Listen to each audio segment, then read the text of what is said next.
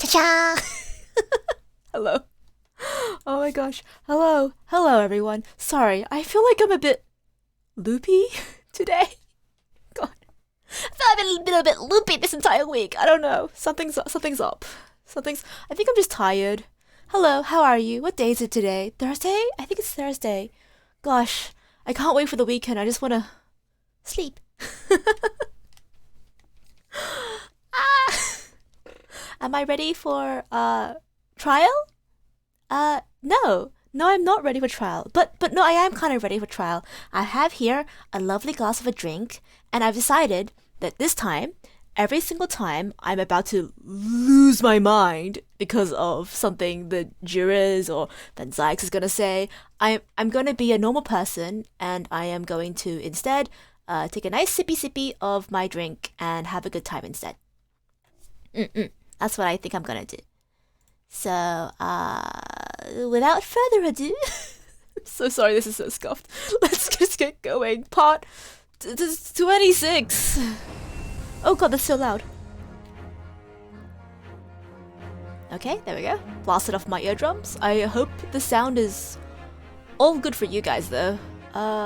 As always, if like sound, like audio, my speaking, anything like that is off, not quite right, please let me know.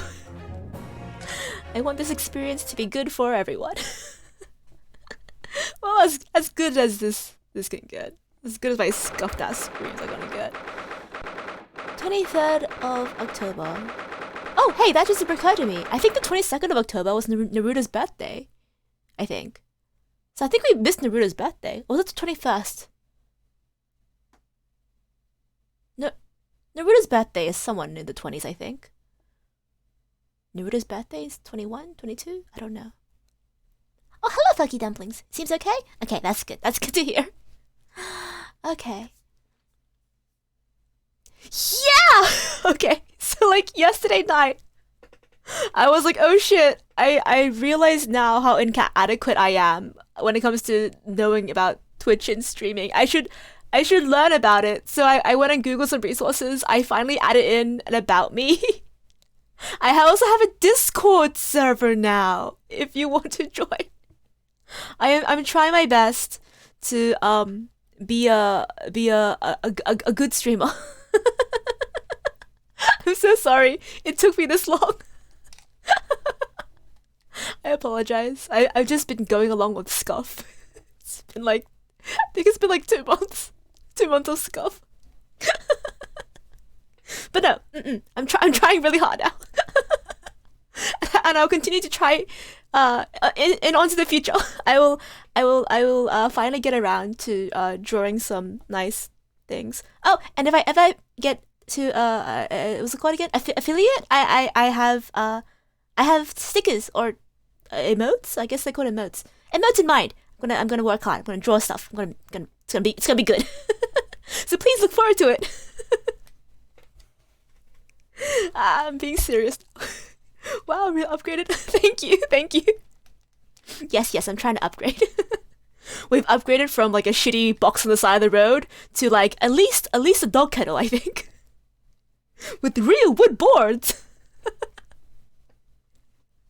We'll patiently wait. Thank you. I believe the dream is achievable. I think we can make it together.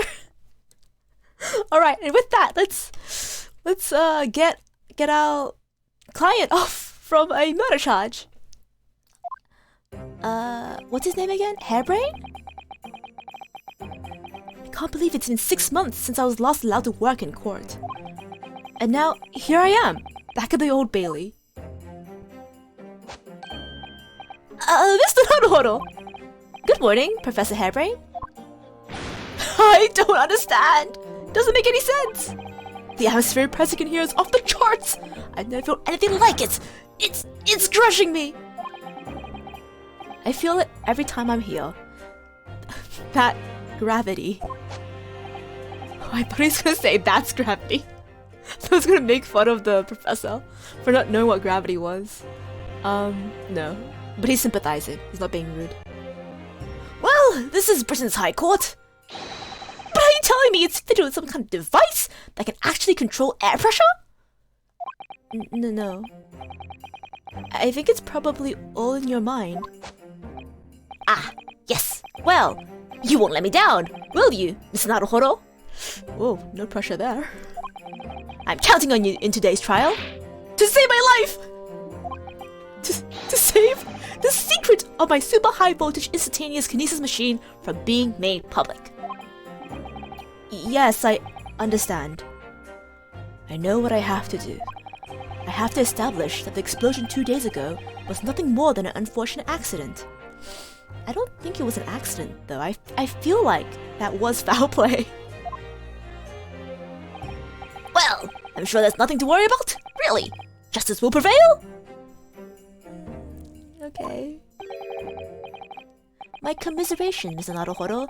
You appear to have been lumbered with a most tiresome case here. Nani? Ah, you. Mr. Sholmes! Didn't expect to see you here. And Iris!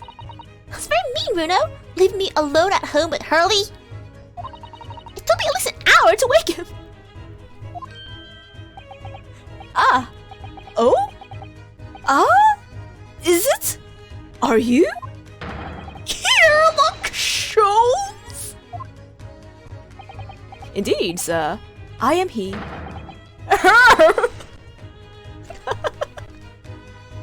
Herlock Sholmes. Oh, I've heard all about your exploits, even whilst living in Germany. Ah, yes. Rats magazine is on sale in Germany too. Oh wow, she's published in different countries as well. This month's installment was sublime. Your deduction in The Adventure of Silverblaze was wonderful. Ah, yes. A memorable case indeed. One that I can't remember. Oh, no, he actually said something. It concerned a snake, I seem to recall. Or a horse? No, that was the speckled band. Well, thank you for coming. I do appreciate your support. I'm sorry to disappoint you, my dear fellow, but I'm afraid I can't stay. Do you have to go back to the Wax Museum? Uh-oh. He does. He actually does. I have urgent business at Madame Tuspel's. You mean your waxwork job? No. The waxwork abduction, of course. Madame has engaged my services. Oh, so he's actually working as a detective now. Ah, so you're trying to get to the bottom of that ransom note, are you? The week's wages depend on it, as do the safe return of the waxwork, naturally. As such, I intend to give my undivided attention. Oh, well, never mind then. I understand. Of course, with my skills of observation and reasoning, resolving the matter will be easy as proverbial pie. I shall return forthwith. For until I solve the case, I shall have no money to afford a pie of any description. Sir, are you okay? Oh, then you must absolutely give it your full attention, Hurley. Quite, Iris, quite. But life is riddled with irony, you know?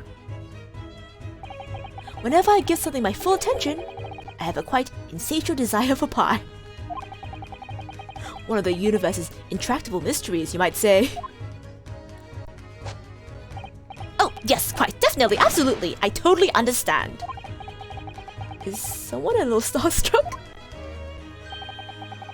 I feel like Shark's he's just surrounded by enablers, and that's why he's the way he is. I wish you the very best of luck, Professor Hairbrain. Oh, why thank you. Before I depart, Mr. Naruhodo, a word in your ear, if you please. Sholmes has no money to buy pie, and he definitely cannot cook, so as easy as pie must be basically impossible for him. Yeah, he really painted himself into a corner with that proverb, didn't he? No access to pie. Oh, sweetheart. You know what? If we win this case, I'll buy you one.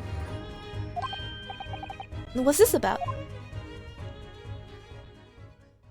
Oh shit, are we serious now? As you have... Bitch.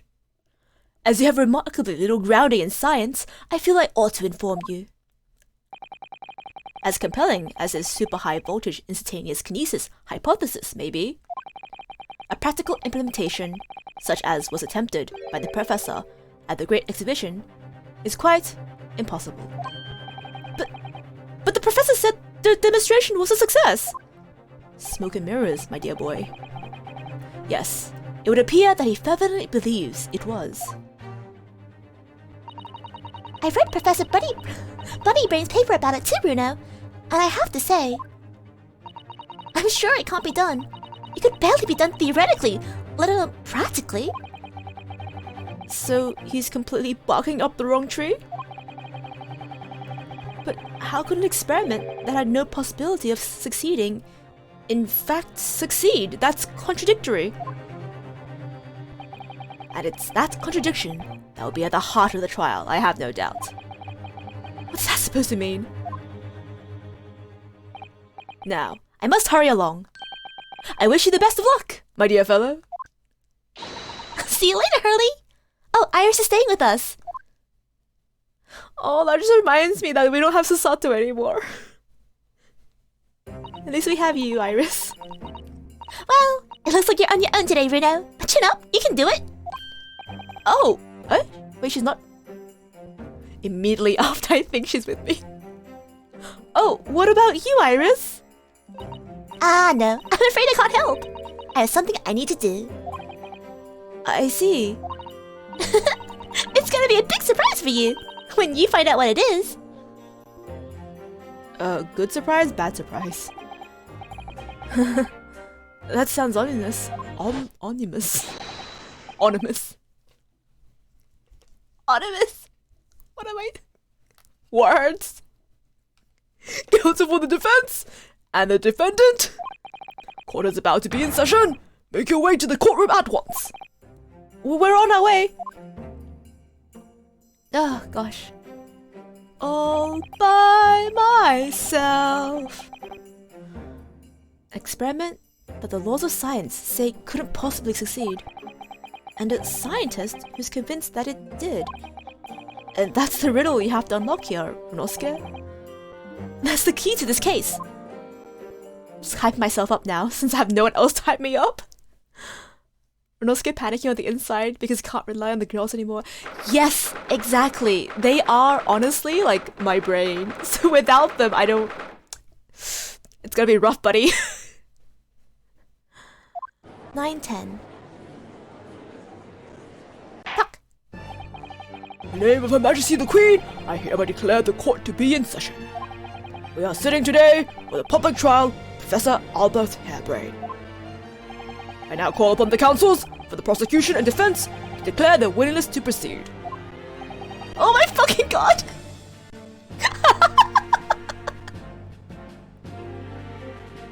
It was normal a second ago. But as soon as like, oh wait, I'm being introduced. It just covers his face. The prosecution is ready. Well, what's that sound? Yeah? I think I have possums in the roof? What the hell was that? The defense is ready, my lord. I'm 6 months out of practice, and what's more... No! No! Susato! I'm without Susato-san today. I can't believe they did that to me. I can't believe they gave us Susato and let her fade away into the distance. Oh, spirits return! Oh, wonderful visage of the lovely lady, please come back to me. I need your advice. Oh. Baroque is back to being an edgelord because his old friend is on trial. Yeah, I think so. Oh gosh, maybe he needs therapy. Is he okay? Dang, that's a sort of fade. Yeah, right! That's a sort of fade did her. Ugh, pain. But yeah, actually, now that I think about it, is Baroque okay? Does he need therapy? I feel like all the prosecutors might need therapy. You talk about it, buddy? Is it just my imagination? Or does the air in here feel even more oppressive than usual? You're nervous, buddy. You're nervous. You're not scared because you haven't got any friends by your side. So, I must say I recollect the victim of this case all too well, Mr. Odi Asman. Mr. Asman was well known as a financer, though that was merely a front for his diverse criminal activities. It was only a month ago that the man appeared in court, prosecuted by you, Lord Van Zykes. But the jury unanimously found him not guilty. Wow. Because every member of the jury had been bribed by the sound of it. These powerful London criminals are prepared to go to extreme lengths to keep their freedom. But 2 days ago, on the 21st of October, Mr. Asman met his end. The work of the Reaper, was it? Don't make it sound like it was his fault. Kind of feel bad for Van Zykes now. Oh my gosh. If that is how your lordship would describe divine retribution. But the fact remains that Mr. Asman's death was a direct result of the actions of the accused, Professor Harebrain. Very well then. Now, ladies and gentlemen of the jury, I swear to fucking God, if there's another familiar face in the jury, I'm gonna lose my mind. You have been selected at random to represent the will of the people. Are the 6 of you ready to fulfill your social duty? I am most gratified to have been selected to carry out this important civic duty, my lord. Oh shit, hello, lady. Oh, hello. May I have your name, ma'am? Oh, wow. Hello? Holy shit! Damn, they really upgraded the jury, holy crap! Oh, to have a man's fate in the palm of one's hand. Oh gosh, oh golly, it sends shivers down my spine. Wait! Science experiments, magic, conjuring tricks, courtroom trials are all nothing but more than performances. Any spuricious scholar that defiles the reputation of science deserves to hang.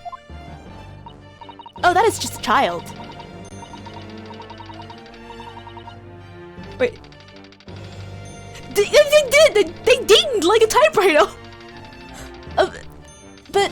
Also, is this a child?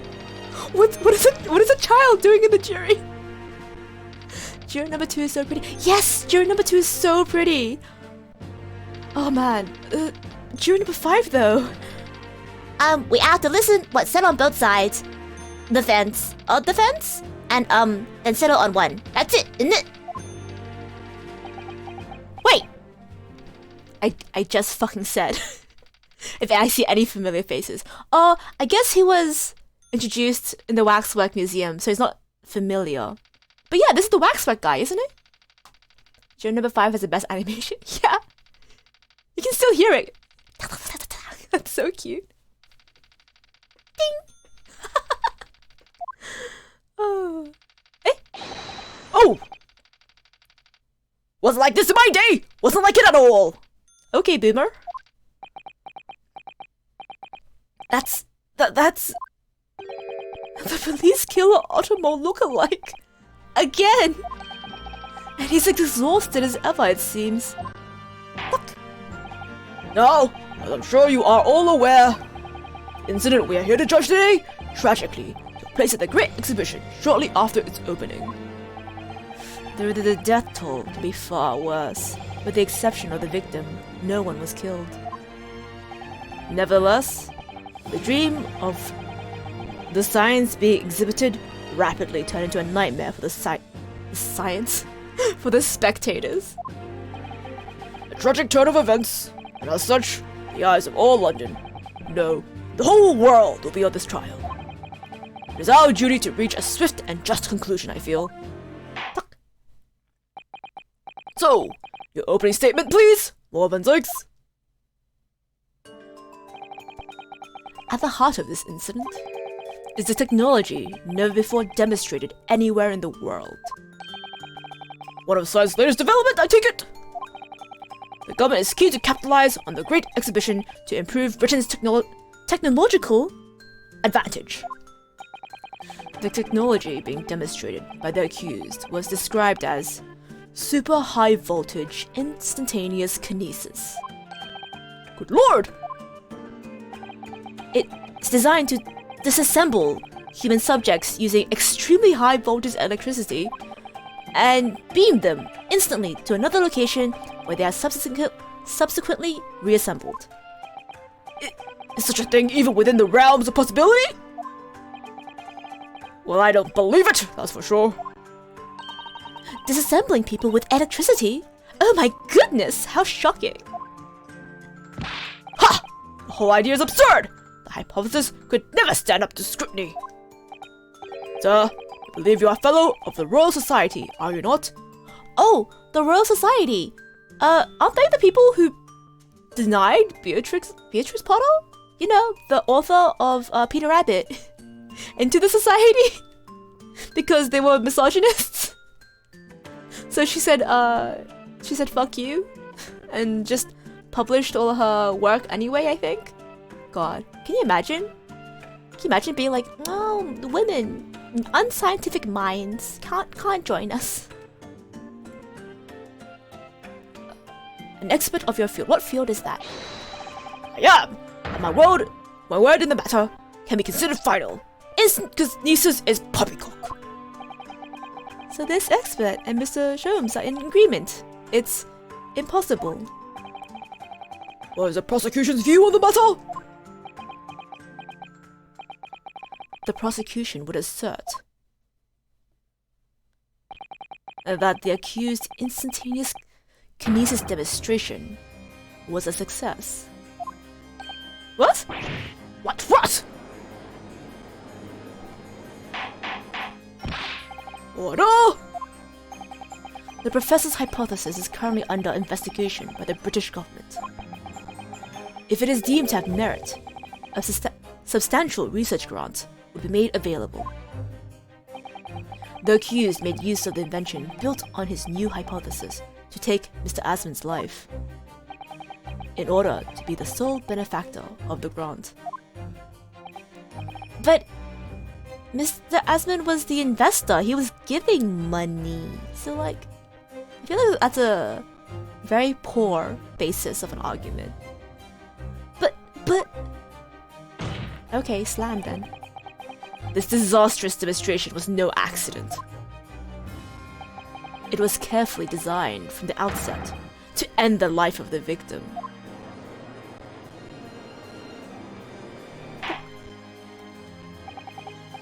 Thank you, Lord Van Zykes. The prosecution's stance is clear. But you will now bring forth witnesses to substantiate your claims. Gladly, my lord. Oh my fucking god, he's so extra, oh my god. Bailiff! Show the first witness to the stand. God. I don't think the government would want to fund a machine which is used to kill a man though. Yeah, that's also a very good point! Use of the machine? Fucking murder. I think the government's gonna be like, I think I need some more polishing. Don't think I'm gonna give the grant. Like, yeah, like, I feel like this, the motive is just full of holes, right? Witnesses? Oh, I wasn't looking. There's multiple people? Witnesses, state your names and occupations for the court. Oh, Gregson! Yes, sir!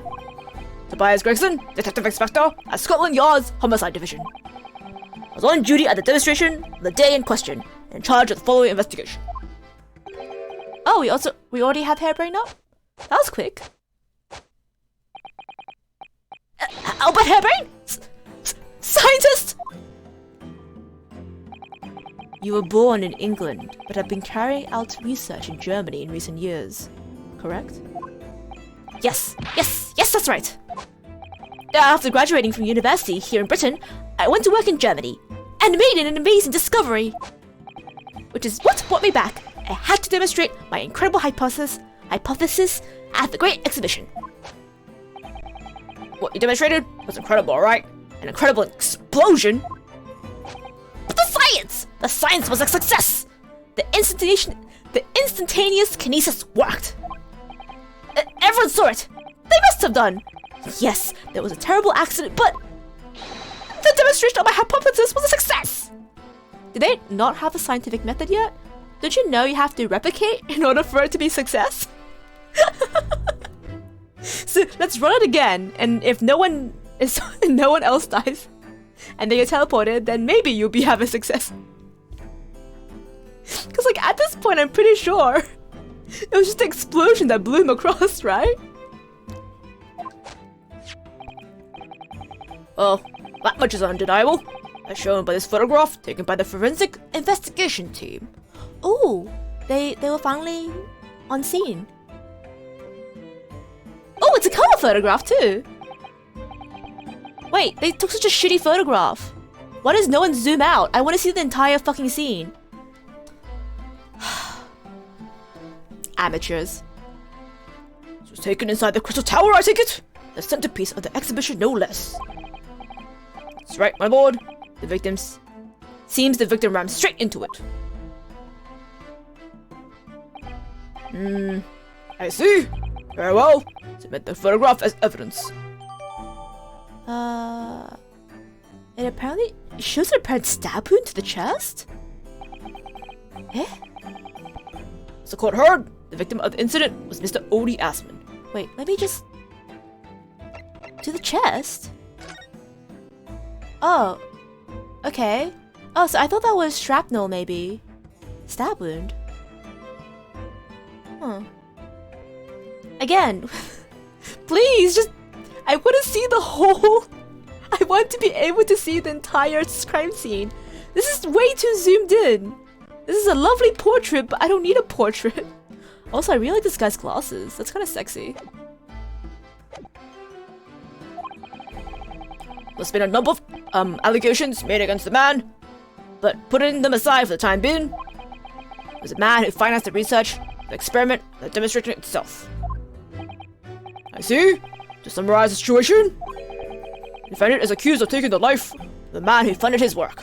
Will that be correct? All Scotland Yard detectives are just boomers who don't know how to take a good photo. Yeah, I think you're right. But like, I expected more from the Forensic Science Investigation Team. Or the Forensic Investigation Science. The not FBI science team. God. Immediately forgot their name. What was their name? Forensic Investigation Team. Science wasn't even in it. But yeah, I expected more. How dare they? How dare they deny me to from looking at the scene and then just pull a shitty photograph like that? Exactly? Exactly? Yes, exactly. But couldn't it be that the explosion was caused by some malfunction in the apparatus used for the demonstration? That's right! It must be it! My splendid machine! My poor splendid machine! Saw it yesterday, didn't you? Can't even examine the wreckage thanks to that special dispensation of the Scientific Equipment Act. Yeah! What? The wreckage? The wreckage? But that being the case, how can the facts be established? How can it possibly be determined whether this was an accident or a deliberate and malicious act? Extremely simple, my lord. I beg your pardon? Isn't that right, witness? Eh? What? Sorry? Me? No, your neighbor. Yes, sir. It was a murder, plain and simple. And it could state it with complete certainty. What? Oh, yeah, exactly, what? How could he possibly think that? Thank you, Inspector. I think we'd better proceed to formal testimony. You will explain to the court what grounds you claim this experiment to have been a front for murder. Gregson! Come on, man! Corpse went crashing into the crystal tower. Had a broken neck? I made a minor miscalculation in the angle of the beam projection, that's all! That was my mistake! Okay. I don't know if you should be admitting that in a court of law right now. Like, completely unprompted. Like, I guess. But the post-mortem examination revealed another injury. A fatal wound. There was a lesion on his chest. He had clearly been stabbed by something sharp right in the heart. So the victim was killed before he went everywhere. Before he went anywhere. And this fella's the only one who could have done it. Oh, okay. An extraordinary business. In addition to suffering a broken neck, the victim was stabbed in the heart. Well, you know, double tap. Information I would really like to have heard from someone other than the judge. Coroner's death would have been all but instant from a wound like that. You could say, in fact, that the victim was killed twice by the accused. Double tap! No, that couldn't be further from the truth! I fear the experiment plan document that was submitted to the security team. Security? He stored himself inside something called the bird cage, ready to be beamed instantly.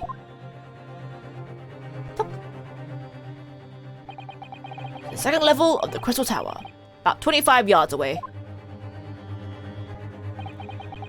The experiment did not go according to plan, however.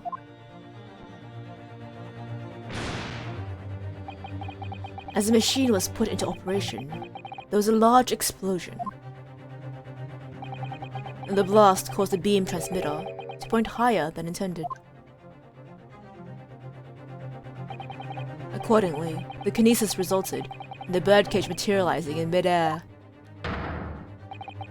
from where it was subsequently fell, crashing through the glass of the Crystal Tower's large, round window. My word! One assumes the victim's neck was broken upon impact with the tower, then? I'm so sorry, I didn't mean for this to happen! The machine was just too powerful! But honestly, really, I swear, it was just an accident! A terrible accident! Unfortunately, that excuse can't save you. No, not considering the sharp murder weapon that pierced the victim's heart. God, don't tell me it was the freaking the screwdriver that we found yesterday. The screwdriver. Murder weapon? What are you saying? This is the autopsy report submitted by the coroner. The prosecution would like it to be entered into the court record. Request is granted, counsel! Okay, let's read that. Man, we haven't even started and everyone's already up in arms. Oh! I was there in person, you know? I saw the whole ludicrous performance. And the only other person on stage with Mr. Asman was a disgraceful excuse for a scientist. Then really, by all accounts, it must have been him. Hard to think otherwise? Really? Very well. Counsel for the defense, proceed with the cross-examination, please. I will in a hot sec. British. Coroner do they usually put the coroner names? Oh, that's new. Courtney Seath? It's a nice name. Cause of death, hemorrhage of a wound to the chest that pierced the heart. Sharp implement. Additional observations, broken vertebra, most likely resulting in impact from a sudden fall from considerable height. Around 220 to 220.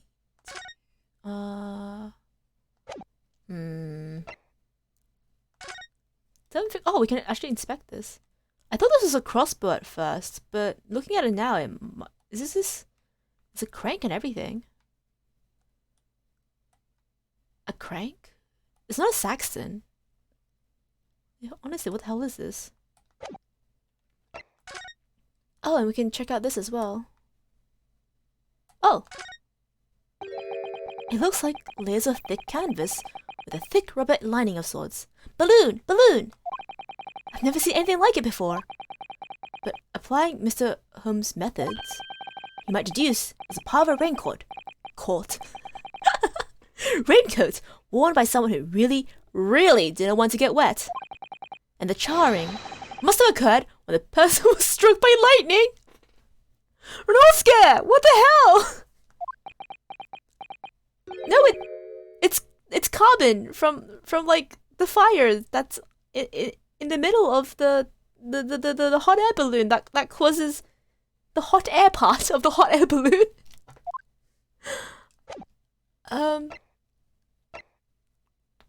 Okay. Yeah, we got really nothing quite. I feel bad. I don't want to yell at Renosuke for not knowing things, but you know, this is like the early 20th century. Of course he doesn't know things. Oh, yes, my lord. I need to focus here. It's been a while.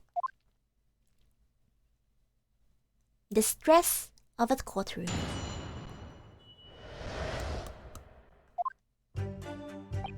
Alright. Well, since I don't know where to begin, let's just press everything. Are you suggesting that it's because he fell from a considerable height? Exactly. Which highlights something else about this whole rum business. What's that? The fact that the instantaneous kinesis itself was a success. After the explosion, the cage where they fell inside suddenly appeared out of nowhere in midair. So although the experiment ended in disaster, the so-called instant kinesis did actually occur. Remind us, Professor. What was the cause of the fatal disaster?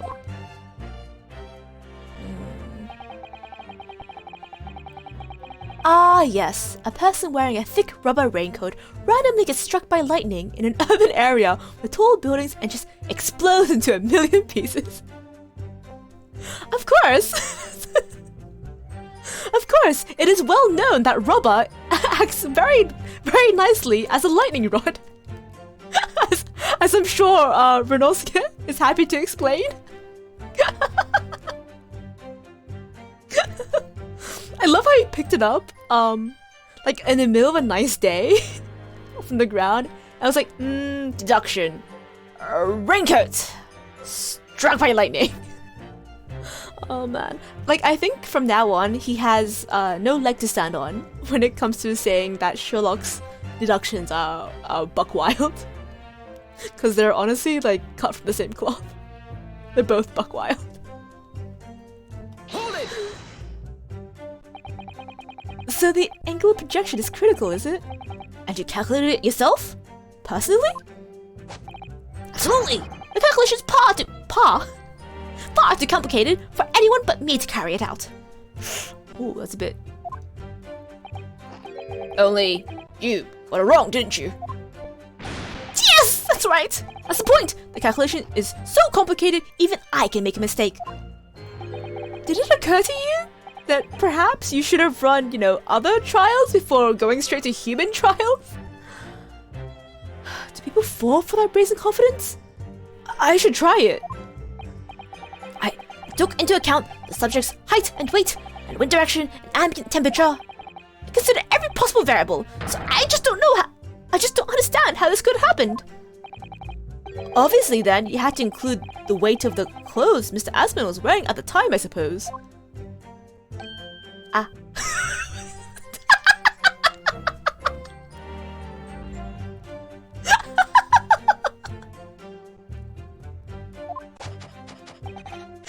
Crackling comments! The answer should have been 3!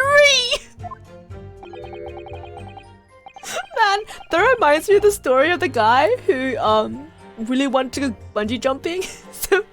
So he made his own bungee rope and then jumped, but then he made his bungee rope the exact length of the cliff he was diving off.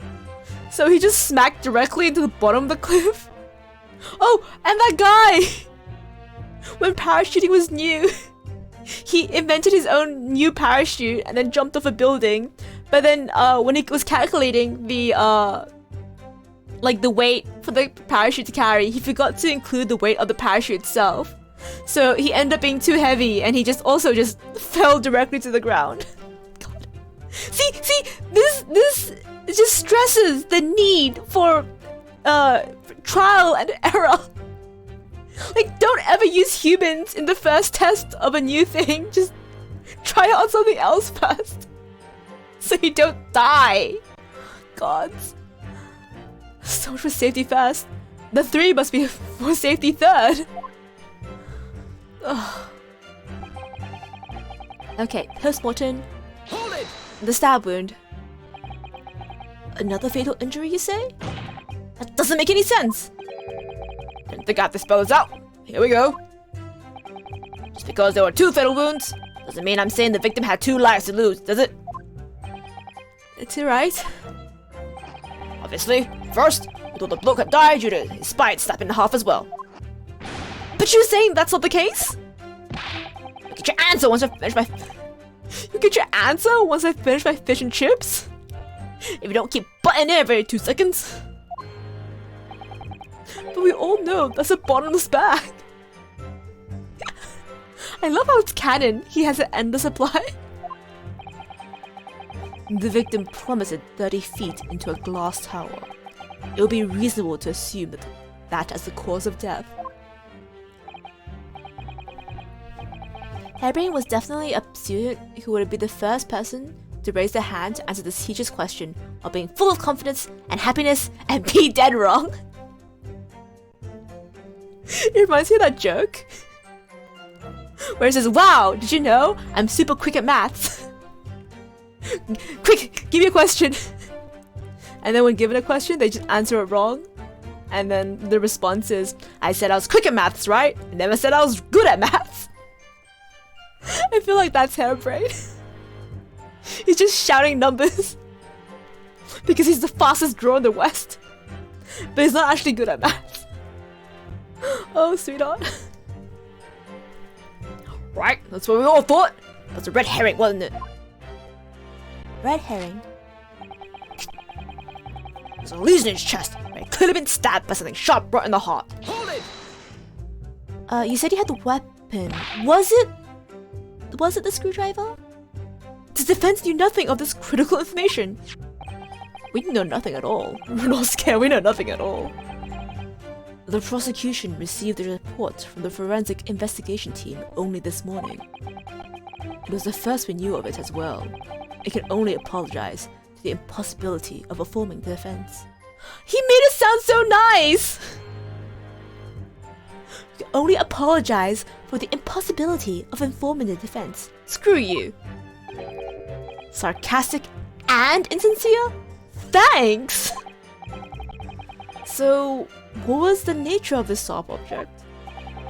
Among the accused tools that were in use at the demonstration, one is of particular interest. I knew it! It's the screwdriver. This. Yes, there appear to be some sort of screwdriver. What? There he is! He?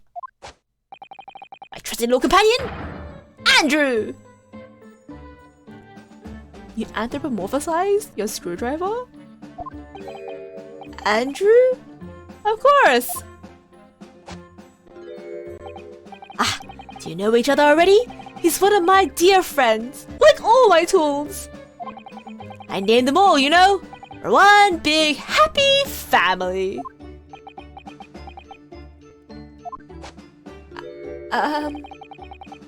Andrew is my flathead screwdriver, of course. His brother, Michael, is a crosshead.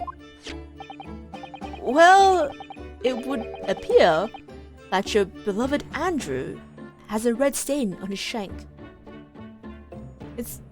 Why don't they just call the Phillips screwdriver Philip? Michael? Cross? I guess. Yeah, that isn't. It's blood, beyond all reasonable doubt. No! And that's not all. The long, sharp shape of the Andrew fellow is completely consistent with the victim's wound. What?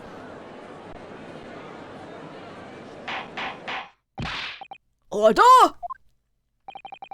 Court would enter this friend of the defendant as evidence. Okay, so at least we get to look at it with our little hands. Okay, Andrew. So one of Professor Hairbrain's tools is the murder weapon? Is it? Is it really? Andrew. Eh? I've seen this unusually shaped handle before. It's the same screwdriver that was lodged in the grill of the floor of the convenience machine, which could be important information, so I should definitely make note of it. Okay, so it was stuck in the grill. I guess he could have dropped it after stabbing. This is blood. Mr. Asmon's, no doubt. It's the problem with looking at murder weapons. Yep, that is a problem with looking at murder weapons. They're bloody awful.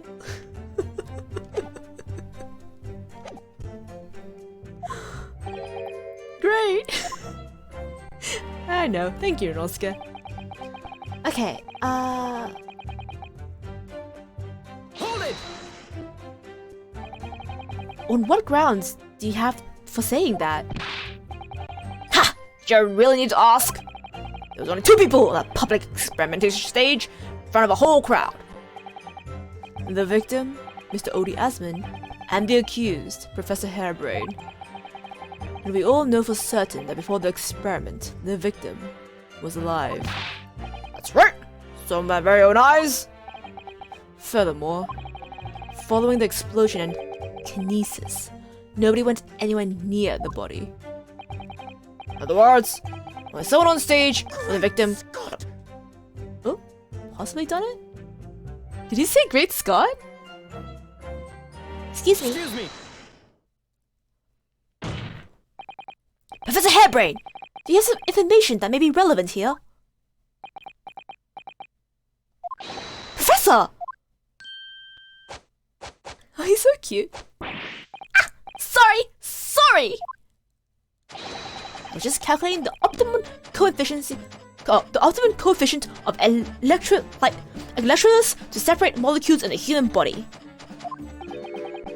And the witness stand is the best place for that. You know, you have plenty of time in jail if you don't get your act together. It seemed as though you might have something to say about Inspector Gregson's last remark.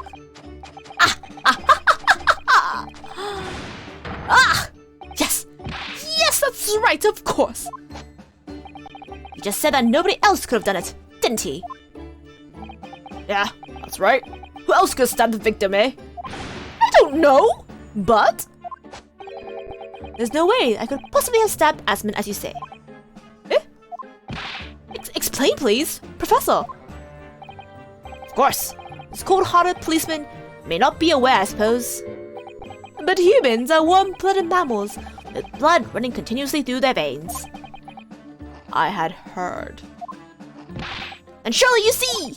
If I plunged something the size of Andrew into the man's chest, the whole stage would have been a bloodbath. No, a blood swimming pool. What?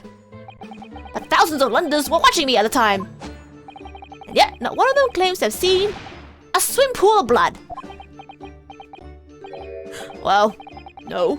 Suppose not. You see? Not one! True. Didn't see anything like that. Well done, Professor. That was a great counter-argument.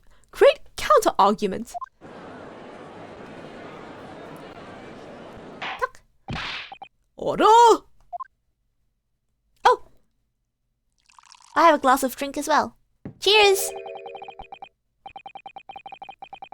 Tasty. Pray forgive the discourtesy as I save a drop from my hallowed chalice to accompany my old friend's adducing. Here's to you, Albert. Oh, you're too kind, Barack. I'm really not a patch on you. trinket.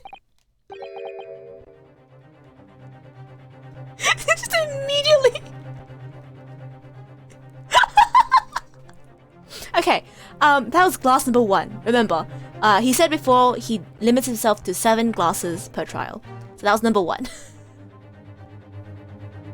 Just immediately flung to the fire. No, you're not. No? You've neglected to mention one crucial possibility. I have? A particular situation in which very little bleeding would result from a stab wound. Ah, of course! Care to fill me in? Inspector!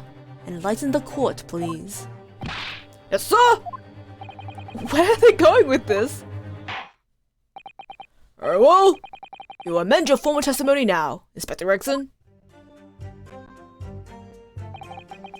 The weapon the victim was stabbed with must have been left in his body whilst it was beamed through the air? But... oh, that's why, so that's why where it was found was important, I guess. I'll still press it just in case. Hold it! Why would you think that, Inspector? Any wound? It's only when you pull the weapon out that profuse bleeding occurs. While still lodged in the body, it acts as a stopper of sorts, for want of a better word. I see. You don't need a medical degree to be aware of this fact. It's common knowledge for any investigator. Where's Susato-san when you need her? Oh, Susato. If you ask me, Block masked what he was doing from the view with his body before stabbing Asman in the chest. Then he beamed the victim off the stage with his fancy device, the screwdriver still where he patented it. I would never do such a thing! Not to my precious tools! I would never use them for such dirty work! Not, oh, I would never murder a person, but I would never use the wrong tools for the wrong job. You only use tools for their intended purpose. That's common knowledge for any scientist. The fact remains, the lack of blood at the scene can easily be explained, as the prosecution has demonstrated. All by myself. All alone. So that's all the testimony I have to work with. I had no idea the victim had been stabbed. That changes everything. Did Van Zykes keep that to himself until now on purpose? To gain the advantage? Probably. Oh well, I suppose all I can do is press the witnesses for as much new information as possible. Okay. I guess the only avenue I have right now is to present at the last... this one. Because I can tell them that I found it in the grill. Objection! You say that while the weapon remains in the body, there's very little bleeding. Is that unequivocal? Look, there's no blood in the experimentation stage, even though that's where the fellow was stabbed. The only explanation for that is if the screwdriver was still in his body, stopping any heavy bleeding. It's common medical knowledge, my learned friend. Even on your side of the world. Look at this bitch ass. Every single time, I'm like, oh, I should be nicer to him. He just pulls some shit like this that makes me want to... Gonna drink my glass. No mad. Only self-crime. Yes, but about this screwdriver. The thing is, we actually saw it at the scene ourselves. On the experimentation stage. What? It was on the floor by the wreck of the machine, poking through a metal grill. I went to pick it up, but the detective here stopped me. Isn't that right, Inspector Gregson? Ah, well, now you mention it, yes.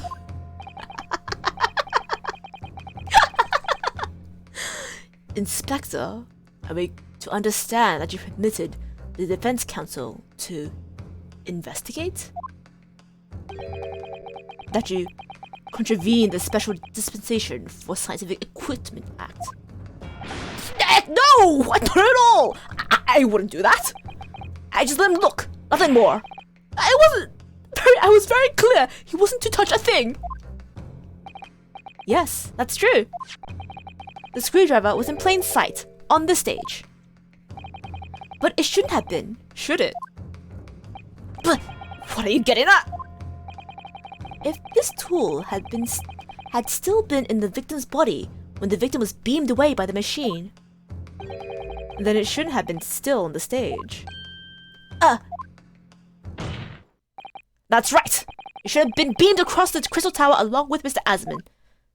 And been found still lodged in the victim's chest.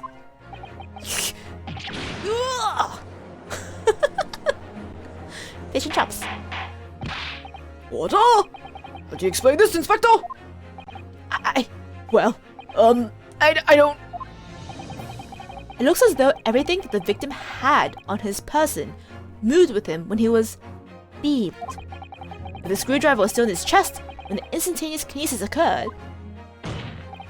Obviously, I should have been beamed into the destination as well. You. This is a strange situation. Even though people are saying that this instantaneous kinesis is a scientific impossibility, we are still basing arguments on the assumption that it actually did take place. Alright, time to tighten the screws here. My lord, if the prosecution is unable to explain this inconsistency in its argument, we can only conclude that the testimony given in support cannot be relied upon. Yeah, take that, bitch. Lord Van Zykes is stumped.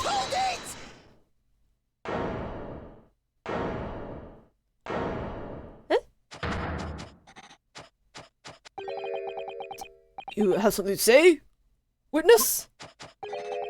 Yes, I knew it! It bears out. The equation hold! Mr. Naruhodo, don't worry! Is he gonna incriminate himself? He's gonna fucking incriminate himself, isn't he? I'm worrying! I'm worrying!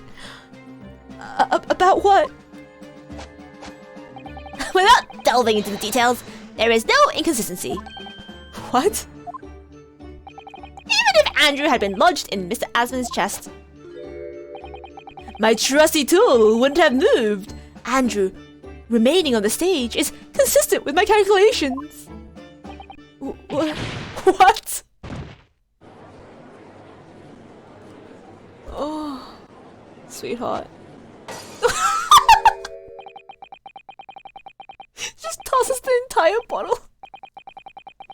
It's like a mic drop, but he just tosses the bottle.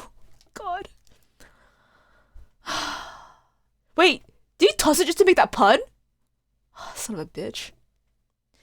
It would seem your illusions have been shattered. Clearly, we should hear the accused's explanation. Or should I say, this brilliant scientist's explanation? Keep your mouth shut. Just when I found an inconsistency in the prosecution's argument. The defendant himself? Scientists. Well, the defendant will testify again. Provide us with a scientific explanation as to why the inconsistency asserted by the defense fails to hold. In the name of Apollo! In the name of Apollo, I will, my lord. Okay. Name of Apollo? Why is he invoking the name of a god when he's like a pure science guy? Is Apollo also in charge of science or something? Huh. The inconsistency explained. to be clear, I'm still at the stage of gathering data in my research. My hypothesis states that the kinesis cannot transport metal, though. Hence, the metal weapon would have stayed put. But is this part also metal? I guess it must be. Otherwise, he wouldn't have made that. But then what if... Oh, that's why this is all wood. Oh. His glasses! Isn't that metal?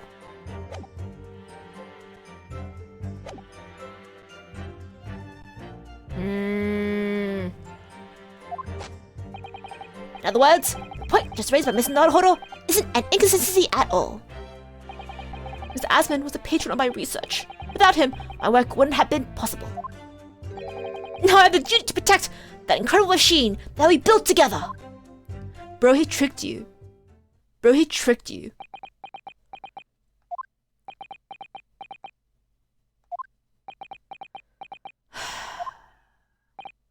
So, the thrust of your testimony, Professor, is that based upon his hypothesis, metal objects cannot be moved by this method of instantaneous kinesis.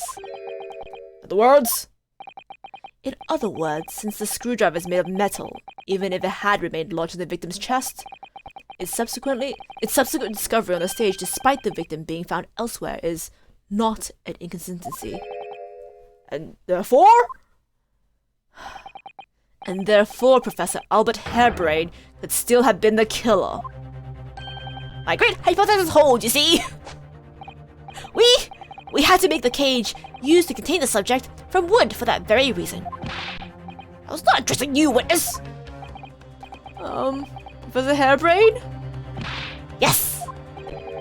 Whose side are you on here? I don't take sides, Mr. Naruhodo. No. I'm on the side of science. My only interest lies in upholding my hypothesis. I'm a scientist, after all. You realize that goes against the very nature of being a scientist. You're not supposed to cherry pick information to uphold a hypothesis. You're supposed to look at the information given to see if your hypothesis holds, and if it doesn't, you change your hypothesis. What the hell, dude? This dude would be happy to go to prison if it meant his intention and hypothesis were held true. Truly, for real. This guy's literally betting his life. Dude is full of confirmation bias. Yes, absolutely. God, scientist my ass. Is he working for us or against us? It's hard to tell. Let's see how you cross-examine this testimony, my Nipponese friend. Yes, fire away, Mr. Naruhodo. God, he's so happy. Ah! Okay, I think I got it though. I'm gonna transport metal. Hold it! Because he has glasses, and I think they're metal. Your hypothesis states it? So this isn't proven then? No, of course not. It's merely a hypothesis, but it's a good one, based upon 1,000 calculations. 1,000 calculations and no practical evidence. But it is widely known that metals can't be decomposed by electrolysis? I feel like I should Google this word. One moment.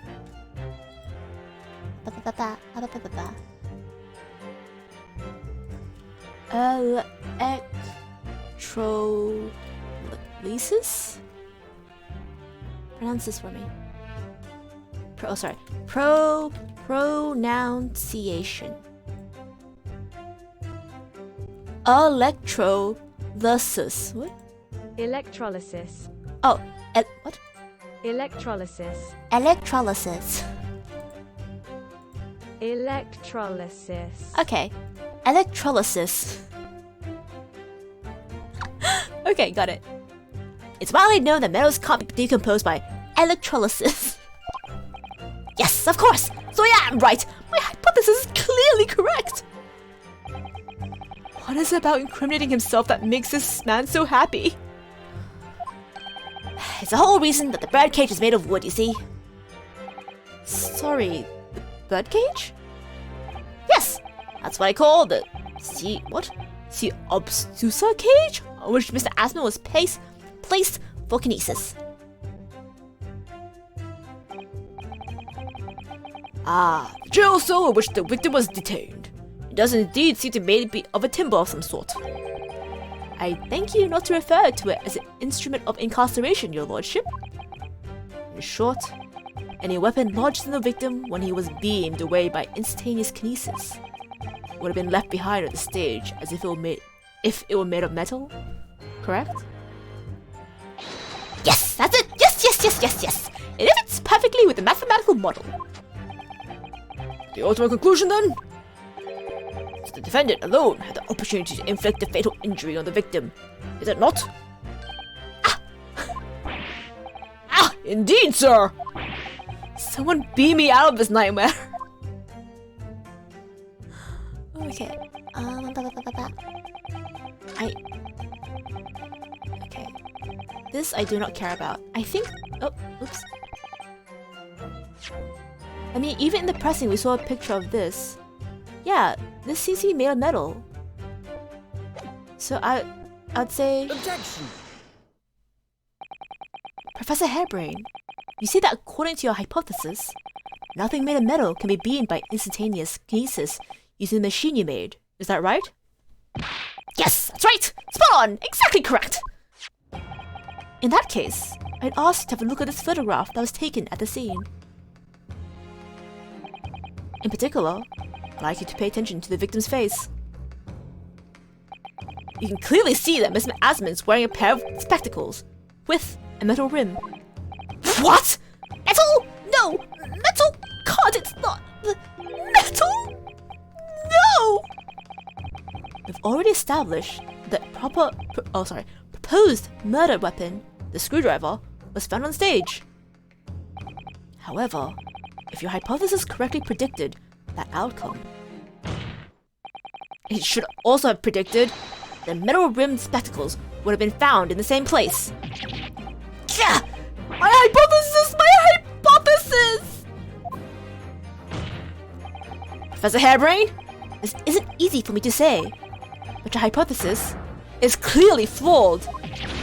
Ah! do I feel bad for him? No. Order? Counsel, what is the implication of this? If, on the day in question, the alleged instantaneous kinesis never actually took place, then it's entirely possible the victim was killed somewhere other than the stage. And in that case, someone other than the defendant could have been the culprit. But my hypothesis is sound! I proved it that day the experiment was a success! The experiment was a proof of all my work! I could say something here on my capacity as a fellow of the Royal Society. Sir, jury number 4, go ahead. As a man of science, there's one thing I simply cannot abide. That's a fraud who pretends to be a fellow man of science. Ooh, harsh. What? Wait! Great Scott! Are you suggesting my science is suspect? It's been disproved, hasn't it? In front of all of us. In other words, the whole demonstration was a complete nonsense from start to finish. Believe me, my fellow jurors, when I tell you that this man is a heel, a bounder, and a fraud. I say the workers of the machine should be stripped down and thoroughly examined. No, never! That machine is the essence of my entire hypothesis! It's protected by the Special Dispensation of Scientific Equipment Act! The devil is the blasted actor about, eh? Who made up such a daft rule? I don't like the way this seems to be going. What is the best way for me to help? Ah! Objection! Oops. Oops, what did I press? Oh, what is the best way for me to help the professor? Raise an objection? And I'm guessing the other one was say nothing? I pressed raise an objection. Yep, sure, let's raise an objection! Professor Hairbrain has yet to perfect his invention. It would seem to be the case, yes. But even so what? Going to such trouble and expense to create a fake machine to display it in public? He would have absolutely no reason to do such a thing. Objection! He had an obvious reason to do exactly that. Ah, the grant. For the research grant money. Ugh. The government was foolish enough to have deemed the man's ridiculous notion plausible. His conspirators have received a handsome sum indeed. Conspirators? What would be the value of such a grant? £10? 10 I feel like this is the opposite of the meme of how much could a banana cost? $10?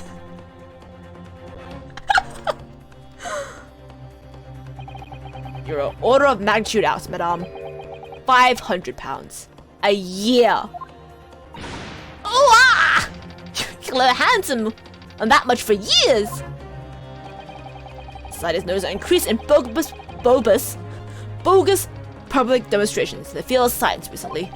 And plenty of scientists arguing with each other to get the largest slice of the funding cake. People's greed is plenty motive enough for murder, I assure you. Ah. Not good for us. No, I haven't deceived anyone! Least of all the government! My hypothesis is sound! The science is sound! You have to believe me! Objection! No matter how unbelievable this hypothesis may seem to you, ladies and gentlemen, the fact remains the victim is transported instantly to the Crystal Tower. Which means that the experiment was a success. Are you standing up for your friend? Are you standing up for your friend? That's kind of cute. Oh. Although I guess in standing up for your friend, you're condemning him to the gallows, which is less cute. Is this a bro move or an anti-bro move? I can't tell. Yeah, Baroque! And therefore, the only person who could possibly have committed the murder is the accused. Yeah, Baroque!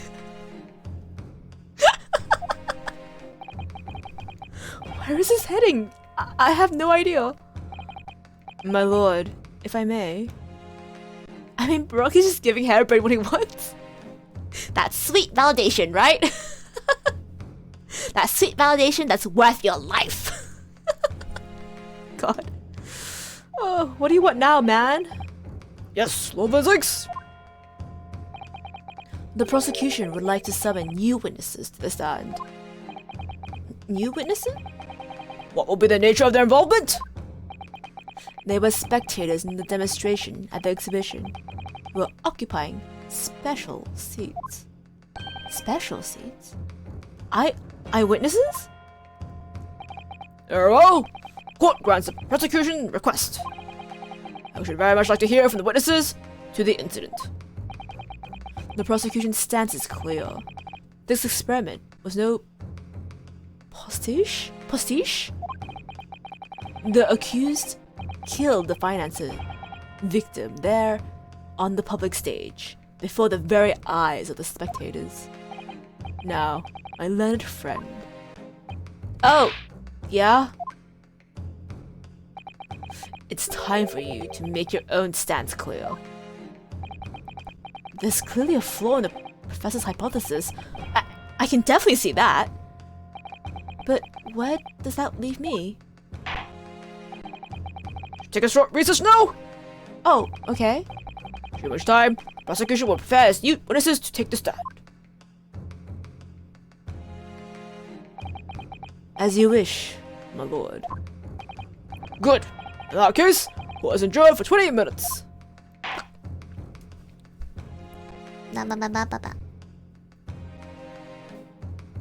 Oh, wait. Getting to be continued. That was fast. Wow. Considering how long, the what's it called again? The investigation was. This was really, really short. I think we can keep going, right? yeah. Let's keep going. Let's keep going. I will take a short recess. I'm gonna go grab myself some more water. And then I will be back in a couple of minutes. Be right back. See you soon.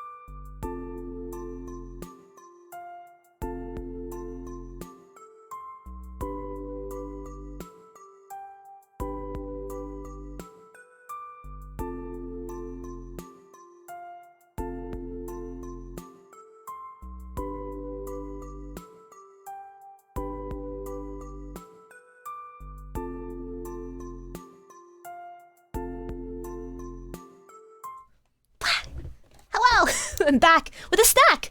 I brought an orange. Because oranges are like my favorite fruit. They're a great snack. You can peel them and eat them. But when I grabbed it, I wasn't thinking about how you need both hands to kind of peel it. Well, I can make it work. I can make it work. Alright, 10:44 a.m. Old Bailey Antechamber. Mr. Naruhodo! Hey, don't look at me. You're the reason why we're in this freaking predicament, okay? I tried my best to help you, but you dug yourself right back into that hole. Mate, come on.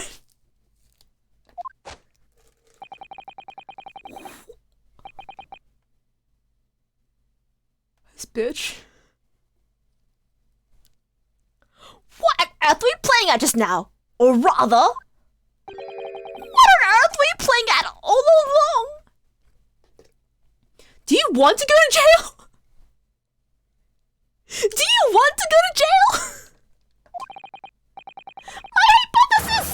My amazing hypothesis! You've been picking holes in it from the start!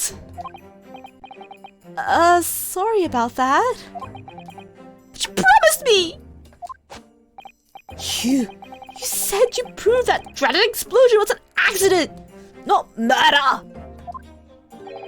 You said you'd keep my precious invention from falling into anyone else's hands! Man, okay, I feel like this guy is truly not understanding. Wait, okay, I want to take it. I'm peeling my orange right now, sorry. Man, oranges are just so tasty. They're like the perfect fruit. They come in segments, so you can peel them and share them with friends. Like, come on. Grapefruit. Grapefruit. Grapefruit is not as great of a fruit. I like grapefruit, but I feel like oranges are superior. Has anyone ever tried peeling and eating a lemon, I wonder? Lemons are pretty okay too. Like, maybe not to eat, but like as a... They're good in teas, and juices, and great in guacamole. I like my guacamole super lemony, because... I don't know, I feel like it tastes better. The last time I made guacamole, the avocados I had, they weren't like ripe enough or something. They're like really hard, so I had to Google like hacks to try to get my my avocado to be softer, and then the answer was overwhelmingly just like cook it in the microwave. If you do that, it will be softer. So I was like, oh yeah, I'll try that. But like at this point, I was already like mashing together all my ingredients. So anyway, that's how I ended up with like warm guacamole.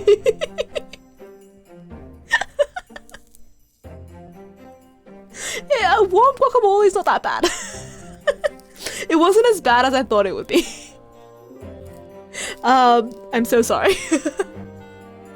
For like any Mexicans listening, I'm so sorry. For microwaving the guacamole. But you know, it was still tasty. And the avocado did soften up, so I was able to mash it in the end.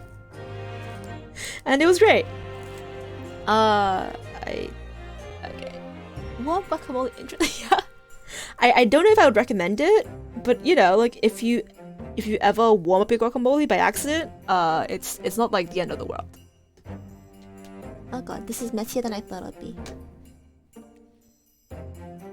Oranges, yeah! There we go, almost finished it. Wait, can you hear this? Ah! Sorry, I try to segment, pull apart the segments for ASMR, but I ended up squirting some juice into my face. Sorry, wait.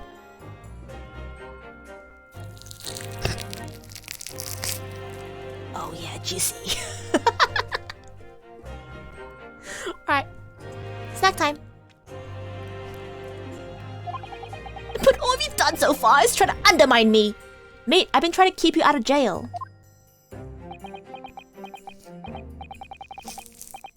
Yes, I did make you a promise. You're right. I said I'd believe in you and fight for your freedom to the very end. But I also told you I was no scientist. I don't understand your hypothesis. The fact is, there's an undeniable flaw in your logic, isn't there?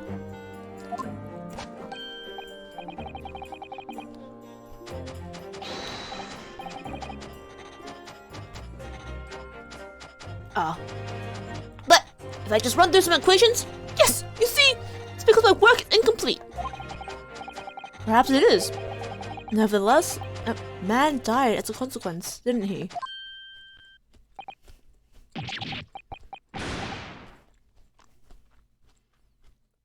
Is he just realizing that your actions have consequences?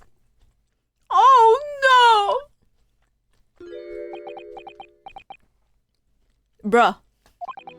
You're right. You're so right! It's all my fault. I have no right to blame you for my failures. I'm a disaster. Not just as a scientist, but as a human being. Well, that might be a little over the top. And while we're on the subject,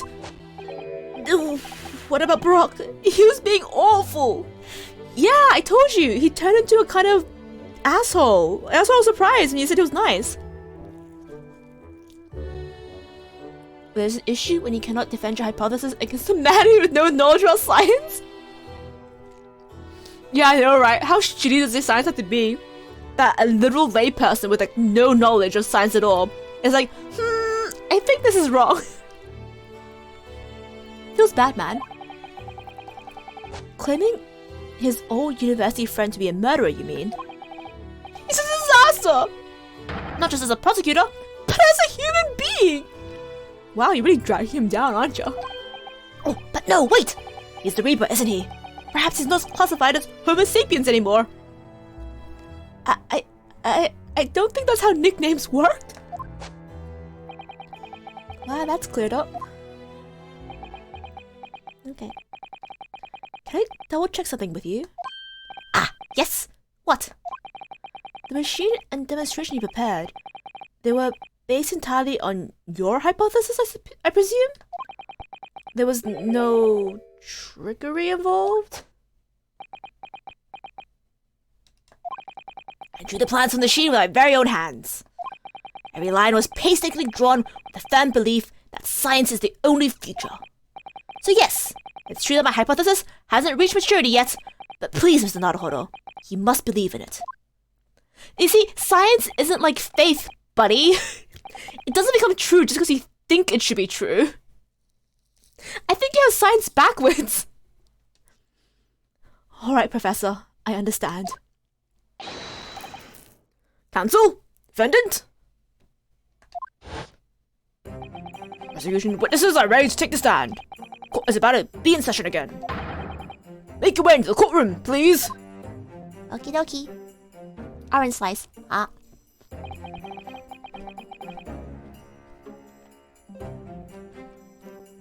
It all hinges on that demonstration.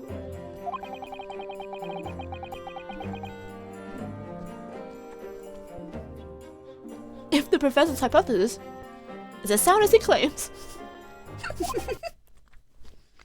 it froze. Orange break? It leaves him as the only person who could possibly kill the victim. But on the other hand, Mr. Sholmes is adamant. As practical implication, such as was attempted by the professor at the Great Exhibition, is quite impossible. So really, what should I be trying to prove here? I mean, I don't know. I feel like the professor hasn't exactly made a good case for himself, you know? I'll be more likely to believe in shows, my buddy. Okay, we're back in court.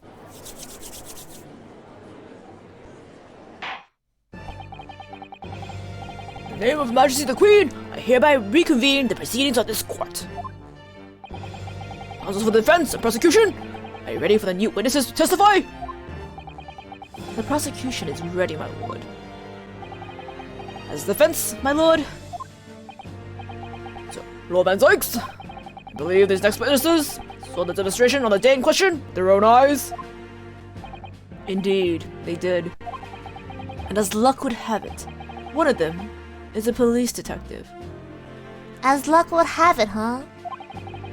So the testimony we're about to hear can only be considered highly valuable. Oh, highly reliable, my bad. Perfect! A detective of all people. It's not gonna be Bobby, is it? Broly? Broly? And the prosecution's stance remains unchanged. Though it ended in tragedy, the demonstration on the day in question was scientifically sound. And consequently, the sole person with the opportunity to have committed this act of murder is the only other individual to have been present at the stage at time. The accused. Thank you, counsel. Prosecution's position is clear. So, bring forth your witnesses now. Bailiff, show the witnesses in. The witnesses whose proximity to the incident on the day in question will clarify the truth unequivocally. Ugh. What? Ah? Gina! Oh, all three? Oh wait, is Gina the scientist? I mean, scientist, sorry. Policeman? Oh my gosh, she's a police. Oh my gosh, Barack. That means he recognized her as a policeman. Oh my gosh! Yay! Witnesses, state your names and occupations for the court to hear. My name is Balthazar Loon. I am the impressionaire of all hot air balloons in the vicinity of the experimental stage. Are you alright? Oh, he's German. Oh shit. My name is Wilhelm Gottfried Sigmund Ormstein. I have come to see the great exhibition all the way from my home in Bohemia. What?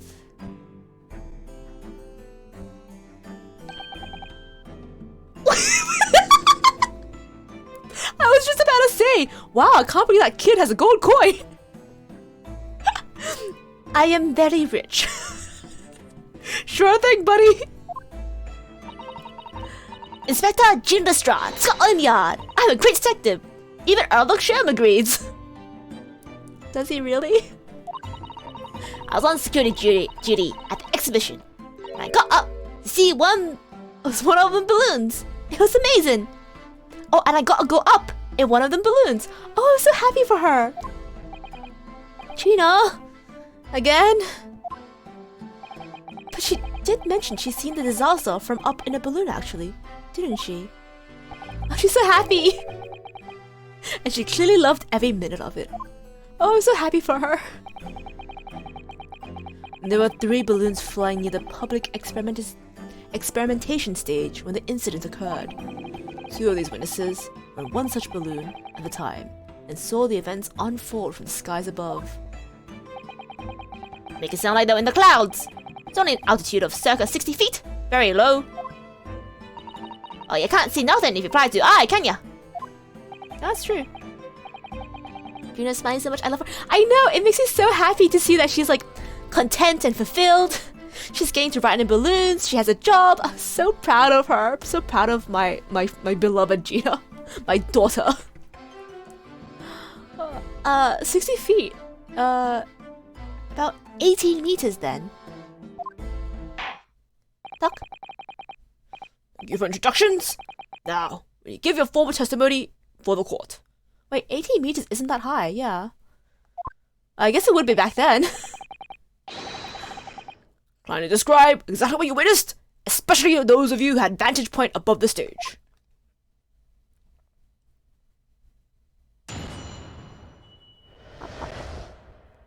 The view from 60 feet up. It was an incidente terrible. Incidente terrible. What accent is that supposed to be? Are you Italian, huh? I'm only grateful that my balloons were not damaged. This is a huge bang from the stage. The next second, another bang in the sky beside us. Another bang in the sky beside us. and from amidst the smoke, a cage appeared out of nowhere.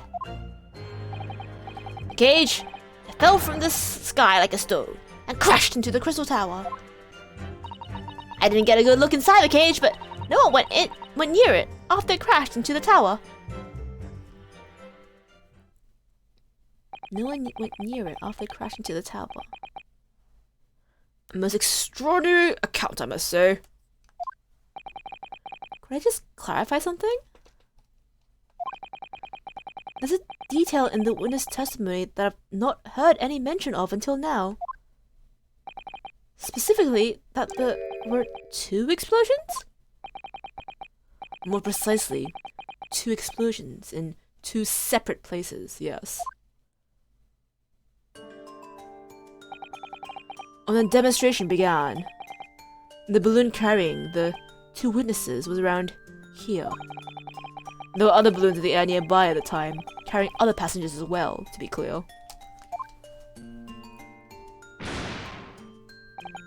Then, as the power supplied to the machine for the demonstration, the first explosion occurred. The so-called birdcage that contained the victim disappeared from the stage, and a moment later, a second explosion occurred directly adjacent to the balloon carrying the witnesses. The birdcage appeared at the site of the explosion, subsequently, and plummeted down into the crystal tower. I was very surprised. Suddenly, a cage appeared before my eyes with a person inside. The blast was so hot, I didn't want to miss a thing, so I kept my eyes wide. You just let go of the balloon and pays for another one? Damn, boy. I still have lots of money. I don't know if you should say that with Gina next to you. I feel like by the end of this trial, you're not gonna have a lot of money left.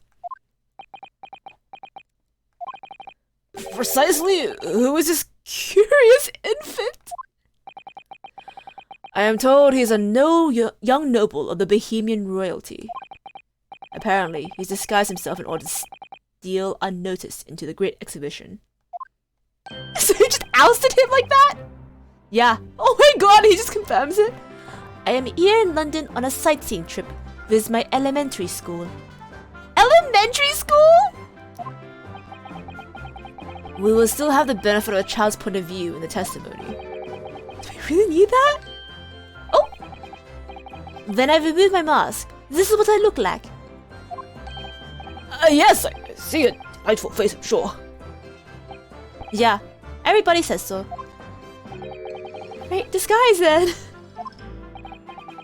The point is, the testimony of these witnesses further substantiates the facts for the court. Namely, that despite ending in an explosion, instantaneous kinesis was successfully demonstrated. And furthermore, that until the arrival of the police, no one approached the crystal tower where the victim fell.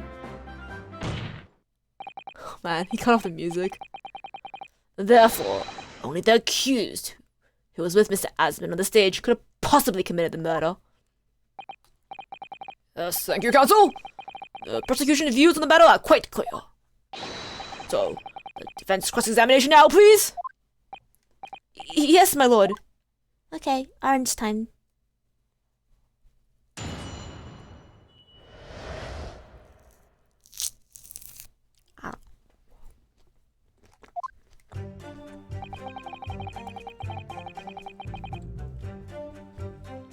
Oh. Could I present this to him? So he confirms that it's a balloon? Hold it! I'll press first. There were 3 balloons flying above the experimentation stage at the time, I understand. See, all 3 of them. My bellissimi babini. They are very popular, senor. Some people would pay £10 for one ride. Holy shit, £10? £10? That's more than my annual stipend! £20 a month. That is my pocket money. Thanks, child! Wait, is his name Gots? Because he's Gots money? Wait, what's his name again? Oh, it doesn't say. Excessively long name. Oh, it did say his name. I just forgot it already. Oops. Balthazar Loon. Balloon. His Balloon. And he's just Bohemian Boy. Alright. Or else have all the luck. I got up there for free, I did. Play the old I work for Her Majesty's Police card, you know? Don't know if you should be so proud of that. Detectives have all the luck. If they're so popular, why would you only be operating such a small number of balloons though? Because I have too many in the skies, they could crash into each other.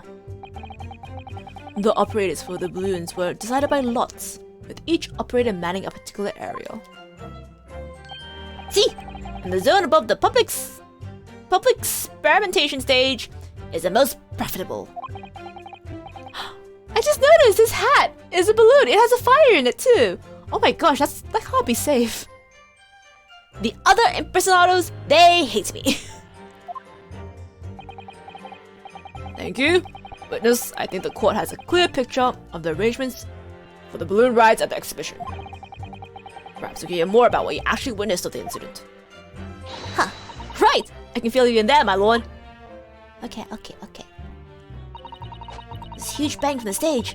The next second, another bang from the sky beside us. So you actually saw the accident happen from up in this air? Yeah! Amazing! Isn't it amazing what a detective gets to do, eh? I'm telling ya, Odo, being a lawyer's mug game. Should join the force and go flying together. She's so cute. I love you, Gina. You know me so well. Yes, well, anyway, could you tell us exactly what you saw, do you think? Everything! We saw everything. It was up above it all. Oh my gosh. Her default face is a smile now. I love that. A dodgy curve climbing that cage. That dodgy professor pull up all the levers. And that's what happened. That's when a massive bang and the cage disappeared. Just like that. Gina's goal is to get everyone to join Scotland Yard. I think so. She's just trying to recruit everyone into the fold. Oh, she's so cute because she's like, this is the greatest job I've ever had. Everyone gets to experience it, please. She just wants to share her happiness with everyone. And Gina, you're so wholesome. I'm so happy for you. But also, like, I don't want to be a policeman. Sorry. Huh. Describing the moment the subject's body was decomposed by electricity, I believe. I didn't know what to make of it. But there was another bang, right in me ear. Looked around, there was a huge red fireball right next to us in the sky. That's Peter. Oh, and there was nothing there before. Excuse me. Little boy? Master Gods? Does your memory of the day differ? My teacher at elementary school said that when you meet someone for the first time, you should always use their full name. Ah, yes, what was it again? Wilhelm Gottfried Sigismund Ormstein. Wilhelm Gottfried. Rich. Yeah, he's got riches. Just the four names then. The point is, do you have something to say? Something to add in response to Detective Gina Lestrade. Detective Gina Lestrade! Detective Gina Lestrade's last remark, perhaps. Oi! Get it right, Otto! It's Inspector Lestrade. Why does everyone have a problem with how I address them at the moment? That is not what I saw. Ooh. Oh? Yeah, there was a second explosion, and it was right beside our balloon. That is true. But I am sure... This is what I said, isn't it? 1 minute there was nothing there, and then a massive explosion. Gina, I love you, and your information is completely valid, but I would like to hear what the little boy has to say. My teacher at elementary school says that when someone else is speaking, if you are rude enough to interrupt, you will have the most awful life imaginable. Are all Bohemians brought up to be so full of joy? I am very rich. Man, this guy's making a killing. Just before the second explosion happened next to our balloon, I clearly witnessed a green balloon fly. Green balloon.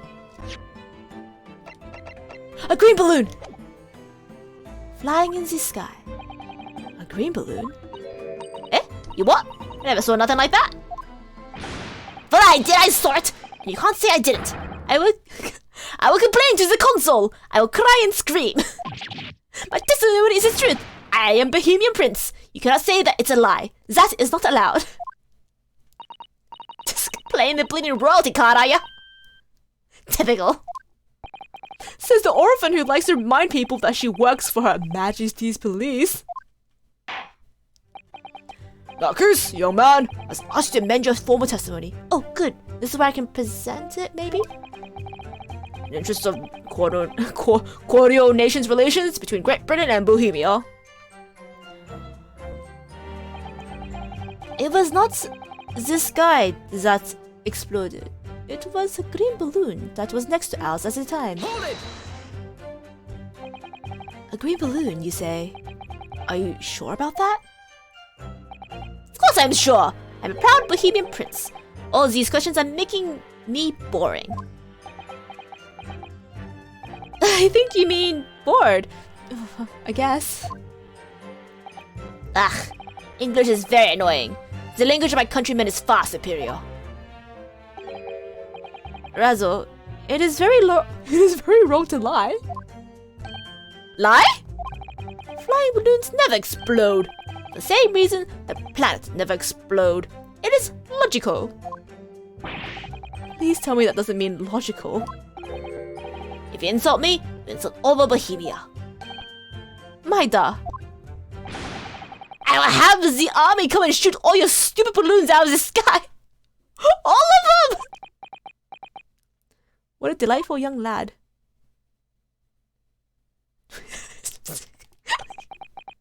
Here you are, Your Highness.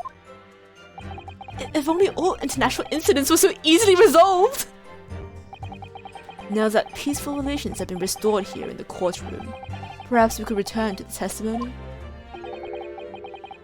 Did you also see the moment that the cage materialized, Mr. Loon? No.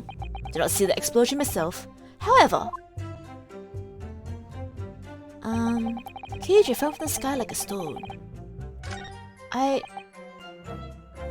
Wait, okay, I'm gonna keep pressing, just in case. Maintaining national relations one balloon at a time. Truly, the peace offering of the coin and the exchange of the balloon. If only all international relations were so simple, eh? Yeah, I'm gonna press everything first, and then I'm gonna try with my green balloon piece. Hold it! You see that actually happen? No. In reality, I did not. I saw after I hit the tower. There was a grand confusion around the stage. I ran to see what happened. I was terrorized by the idea one of my balloons had crashed. Suppose they are his livelihood. But when I looked up to the sky, all my precious balloons were still up there. I saw it though, so I slammed into the tower. After all, I am a detective now. And tell us what you saw, Inspector Lestrade. That's what I like to hear. It's so cute.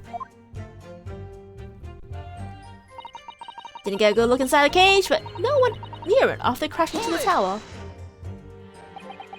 Was it you who gave the order to keep people away? Eh? Use your head, Otto. How could I have been me? I was up in the balloon, weren't I? Right. So cause I wasn't available, it was the boss who had to leg it over there.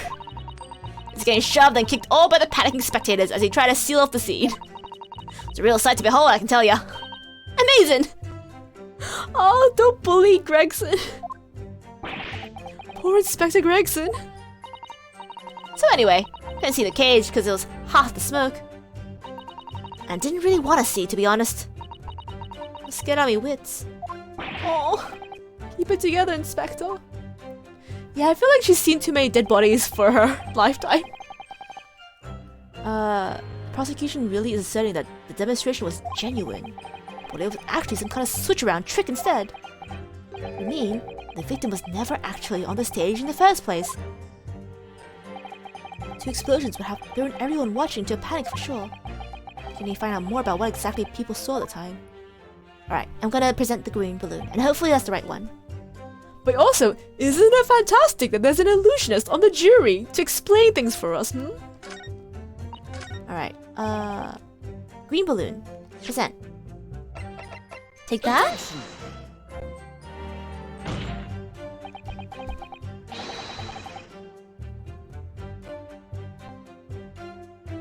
It's fine. I'm gonna eat an orange slice. Ah.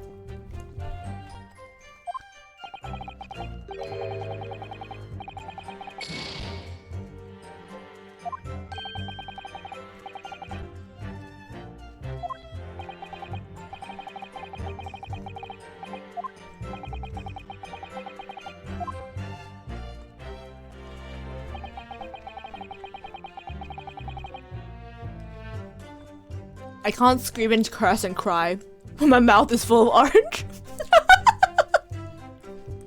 That's my life hack right now. God damn it! How do I establish that this is a balloon then? Can I inspect it now? I've already inspected it. Shit!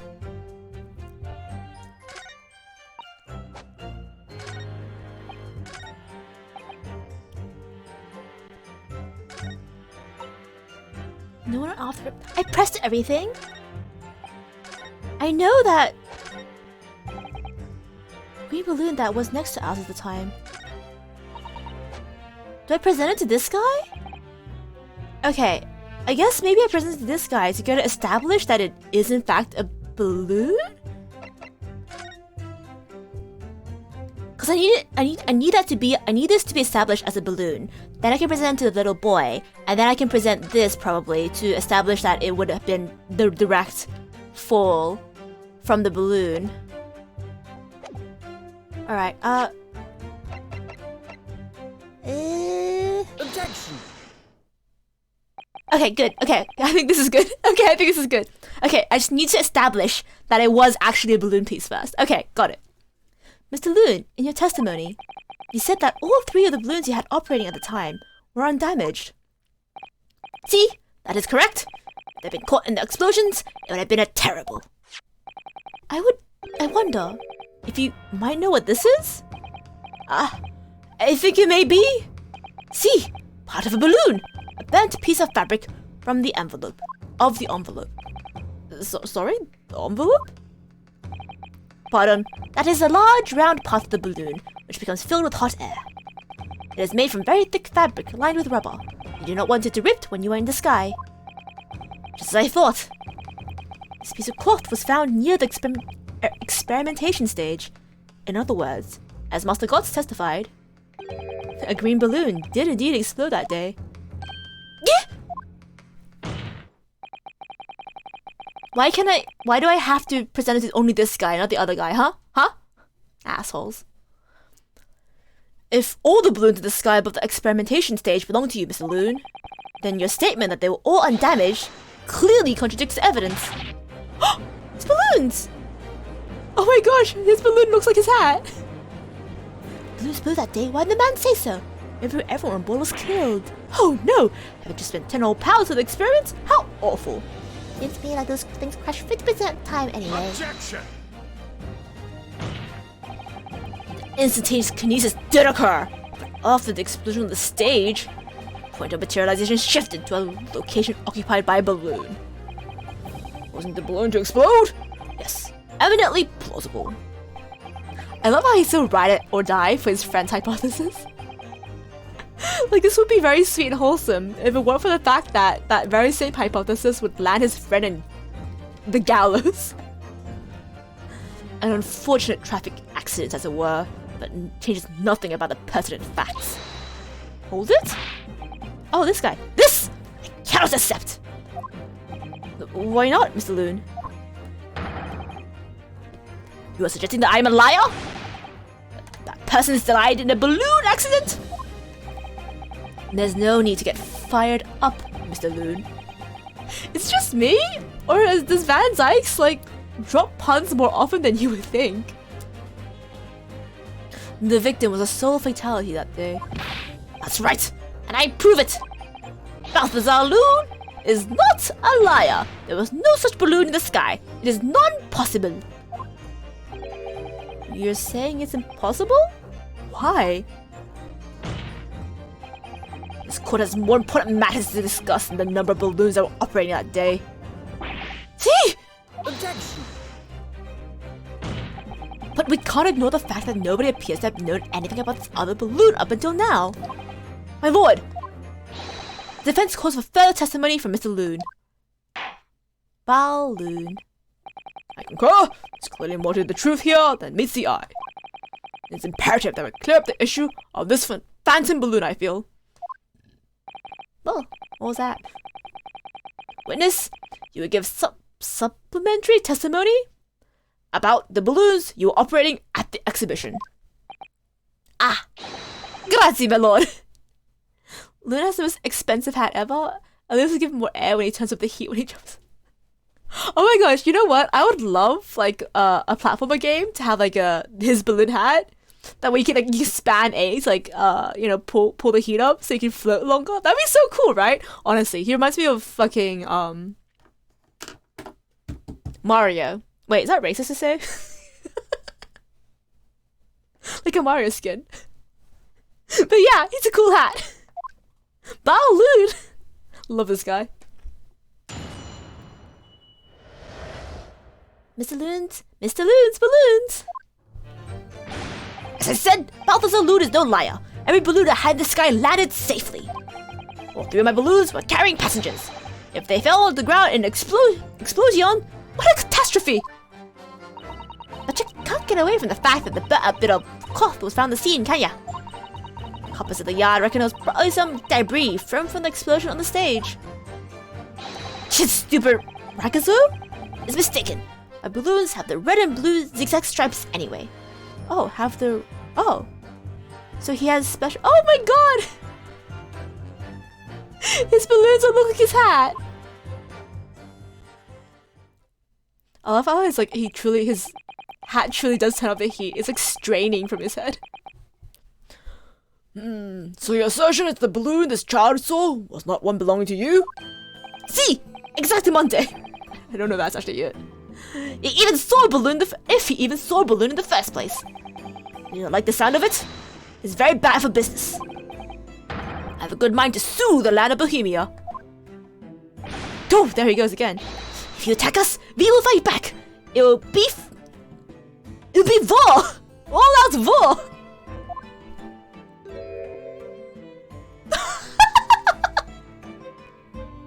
Polite exchange. What happened to all-out war? Oh, what is war in the face of a beautiful balloon, am I right? Mr. Loon certainly doesn't appear to be lying. But that doesn't change the fact that the testimony and the evidence are contradictory here. If the defense is unable to find fault with the witness's statements, the court must consider them the truth. This case is about to start a war between two countries. Yeah, it's about to start an international incident. It's a good thing that both of them love balloons so much. Think long and hard on that, my learned friend. Yeah, thankfully all problems can be solved by balloons. Oh man, this is what we should have done. Oh, like international relation problems? Buy and sell balloons. Although, man, you know how it used to be really common for people to like release like thousands of balloons into the air for like ceremonies and like parties and stuff like that? Well, yeah, it turns out that's super bad for the environment.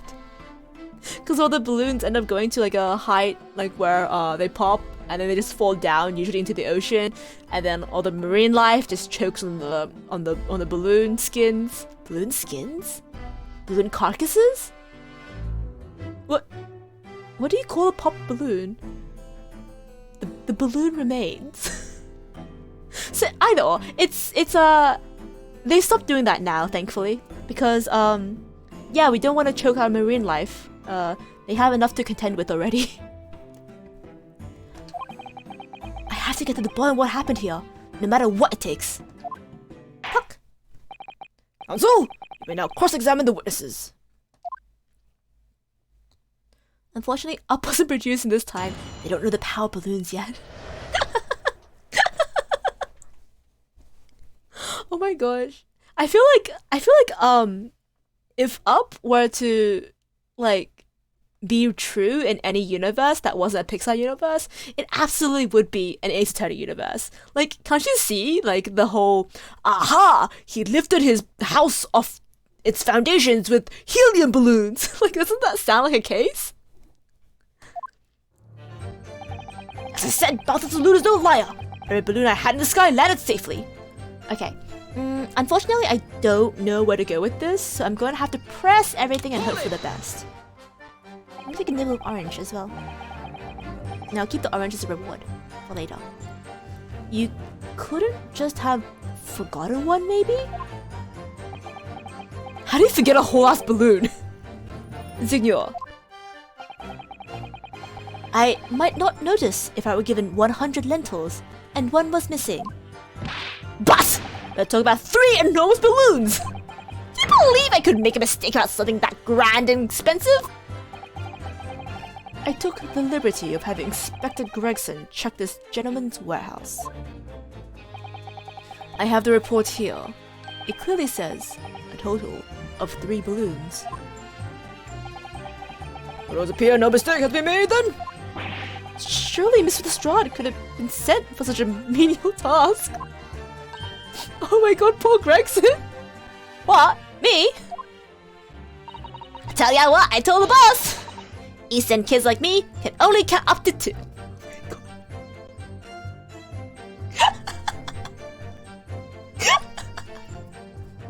Gina! Stop bullying Gregson, the poor man! Gina, please!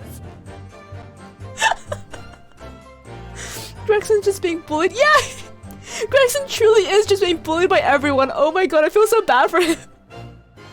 It's okay, Gregson. I love and respect, and I see you, and I am grateful for your presence and your actions. Poor Gregson, he deserves a raise. Oh no, and Iris said she was gonna write him to do something stupid in her next book because he did something that displeased her. Oh, Gregson. Poor guy. Obviously. Oh my god! Obviously that ain't true. The boss bought it and said he'd have to go himself in that case. Gina! No! Poor Gregson! Oh, poor Gregson, so gullible. Poor kid. Can't watch his Three Stooges, it's just too many. Yeah. Too many on stage. Can't keep track of them. At least that's what Gregson thinks. Oh no, Gregson. Oh. All 3 of the balloons were carrying passengers. They fell to the ground with an explosion. What a catastrophe! It would be quite a catastrophe if they fell to the ground for any reason, I think. On that note, Mr. Loon, tell me, what is it that keeps these balloons in the sky? Hot air. Are you idiota? Sorry? That is like asking, why does a candle burn bright? It burns bright because it burns bright. And a balloon flies because it flies. What else? Ah, okay, so he doesn't actually know. That must be Italian for I don't know. There are 2 types. Oh my gosh! He's mansplaining to. Oh no, actually, I do want this explanation. Thank you, Van Zykes. And there are 2 types of flying balloons: hot air balloons and gas balloons. Oh, Hot air balloons work on the principle of hot air being less dense than cold air, whereas gas balloons derive their lift by using a gas that's lighter than air. I like blimps. See, and my balloons are filled with the magic gas, I believe. Oh, okay. So are they enclosed then? Hydrogen, lighter than air, but highly explosive. Good lord! Do not permit smoking of the cigarettes on any of my balloons. The magic gas does not like fire. Even a small spark of static electricity could cause the entire balloon to explode.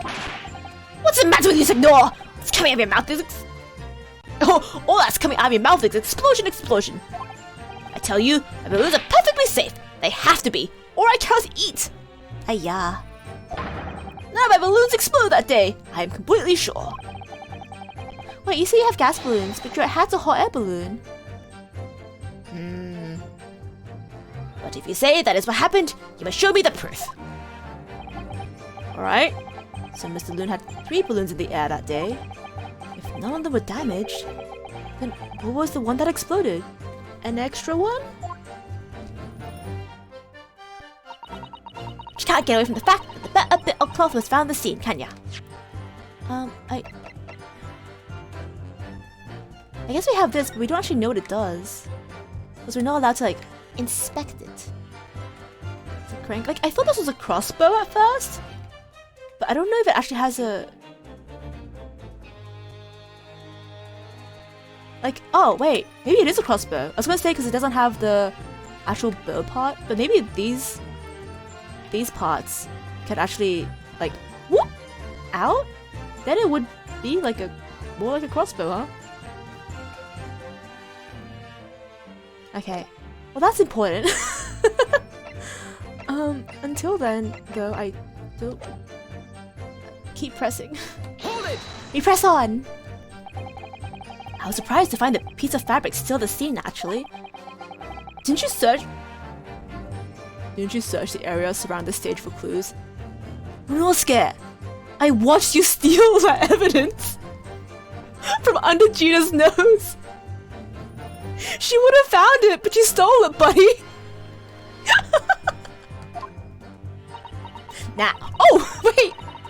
She's not even doing her job? Nah. I'm not into picking stuff off the ground, me. Anyways, works out better. Dive into people's pockets instead. Gina! You're an inspector now! I don't think you can say that! So much for the new career path! Mind you, boss was on his knees, picking up All kinds of rubbish from the floor. Gregson. Thing is though, Cage went crashing into the crystal tower, didn't it? That's where most of the investigating was going on. Even so, I would have thought someone from Scotland Yard would have gathered it up as evidence. Cool! Listen to you. I stumble across a bit of balloon and suddenly you're the best investigator in the world. Pardon? Woo! You ain't got a badge, have ya? Like this one! I could arrest you with this if I wanted to. Oh, she's so proud. I love her. Why pick things up when everyone else will do it for you instead? Yeah, why do work when you can supervise? Oh my gosh, did Gina just invent middle management? Gina will be later sent to court to find out how much she stole from others. Yeah, I know, right? I feel like at this rate, the court's gonna be like, Miss Lestrade, you stay behind. You stay behind because you said some incriminating things up there in the stand. Oh, man. I wouldn't put it past her. Come to think of it, there was talk of some scorching on the ground in the meeting we had about the investigation. Yeah, it was a huge scorch mark. Coppers of the yard reckon probably some debris thrown from the explosion on the stage. Alright, press. Hold it! There was considerable damage to the stage and the surrounding area, wasn't there? Yeah, some of the cows what were watching the experiment were caught in the blast and injured. Good job the old contraption didn't keel over, eh? I hadn't even considered that. It seems it was a great panic after the incident occurred. Nevertheless, the police shouldn't have missed a torn piece of envelope from a balloon. Inspector Gregson can expect repercussions. No! He was doing his best! He deserves a raise. Oh, poor Tobias. Like me swiping up all his fish and chips, eh? Leave the man's fish and chips alone. The man's sole pleasure. None of this matters. A balloon envelope means nothing. Niente. Niente? Niente.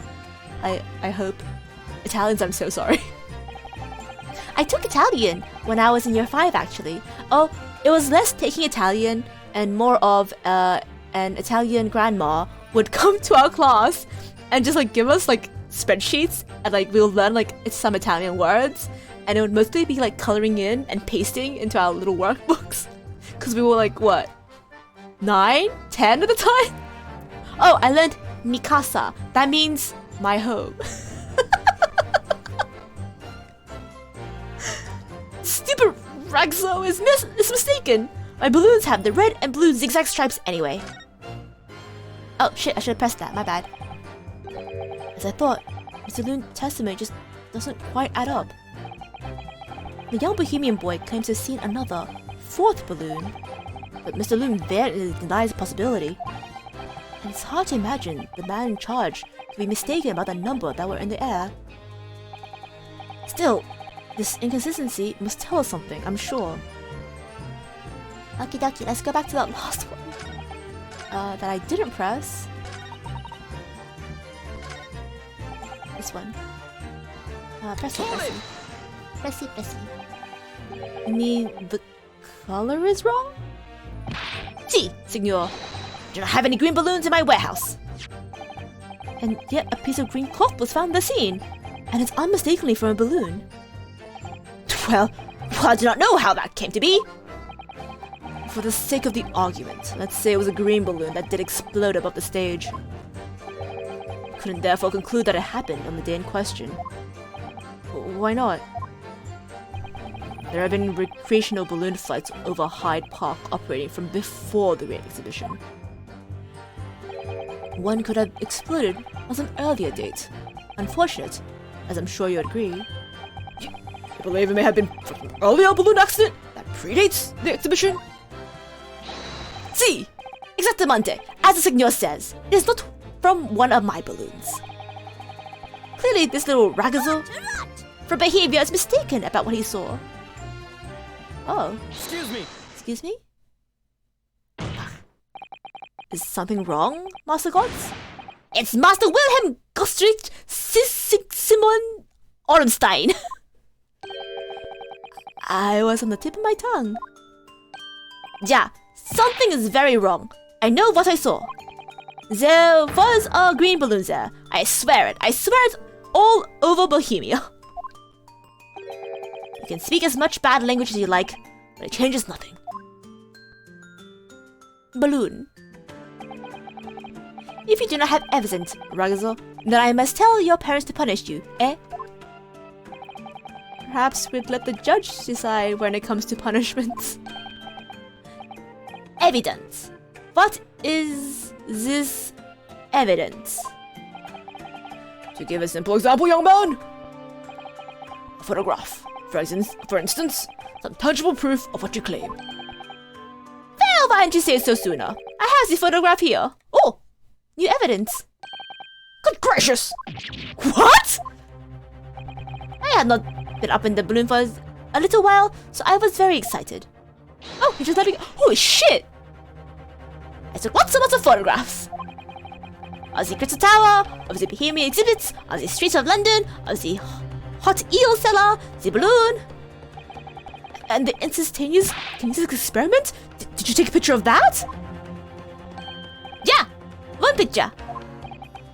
Really? You did take one?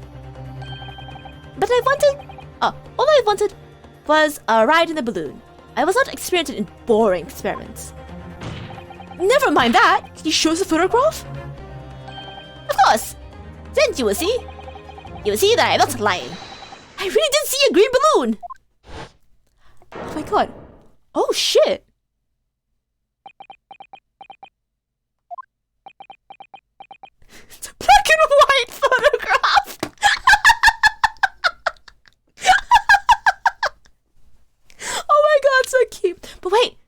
stripes. So shit, he's right. The kid is rich, powerful, observant, has key evidence. I know, right? This guy literally is a linchpin of this entire case. Well, I see you all too shocked to speak. Yes, I think shocked is indeed the word, young man. Balloon, sir. Yeah, perhaps you cannot see what is... see that it was a green balloon from this photograph, but... That's not my fault! That's the fault of the human person who made the camera! Oh my god, his wild tonight!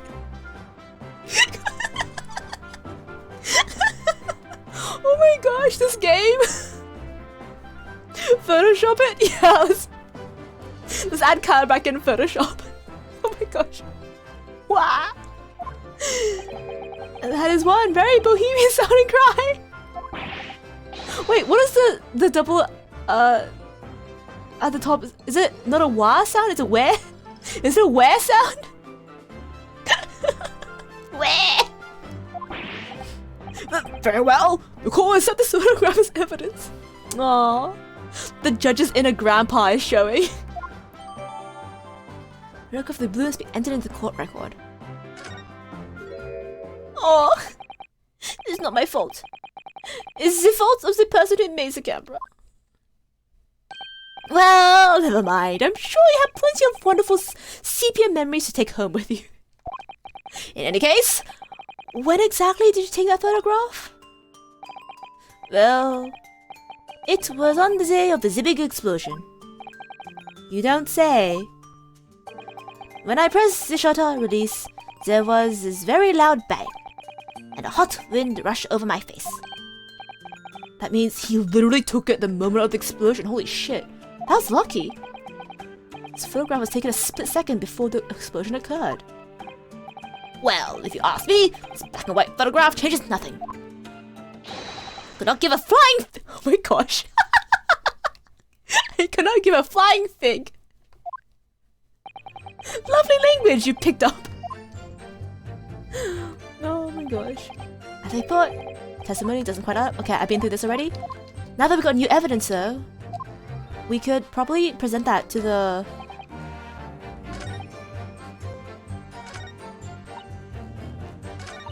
Where is the... All my balloons have red and red. I think this one. Because if we go to the photograph... Oh wait, you can't see it. No! You can't see it! I was so sure! Oh wait, no, there's no one in there. Oh, I was gonna be like, oh, you can see there's no stripes. But it's too low. But you can see there's no one in there. And you can see some weird... Is that like a person or like a... God damn it. Come on. Let's see the face. Is there a person in there or is it a mannequin? It looks a bit like a mannequin, but you can't really tell because of the... Because that guy also looks a bit like a mannequin, and I know he is real. Okay. Wait. All three of my balloons are carrying passengers. This one. Present! Objection. Unfortunately, the photograph Mr. Gotts took can't tell us the color of the balloon. But it can tell us something else. Something crucially important. What? It shows that the picture balloon wasn't carrying any passengers. Ah, my goodness, you're right. But surely all balloons have been carrying passengers. Make no sense otherwise. How did the kid get an angle but not a single person could testify that they saw a green balloon? It was no, obviously the green was green screened to the sky, so they couldn't see it, right? Only explanation. They used Photoshop. But yeah, really, damn, I can't believe it was only the kid that saw it. Oh! Oh, you can actually hear them explode, I didn't notice. See! They are only for pleasure, for seeing the view. My balloons only fly with passengers. Which tells us that the picture balloon isn't one of them. So when the incident occurred that day, there was a fourth balloon disguised above the experimentation stage. Mysterious green balloon. I know nothing. Niente. I can only tell you one thing. If this balloon was not carrying passengers, then it was not one of mine. Oh my god, look at his hat. Objection! There is illegal tradesmen everywhere you care to look. Clearly, when such an entrepreneur set to capitalize on the opportunity presented at the Great Exhibition, he managed to operate a balloon flight on Mr. Loon's patch without him realizing. See that competition trying to steal my profits? Did not notice because of the experimental that went wrong on the stage. This fourth balloon exploded at the very same moment Mr. Asman was beamed onto the stage below. Right? So them scraps fell to the ground after and left them scorch marks. They didn't come from the stage at all.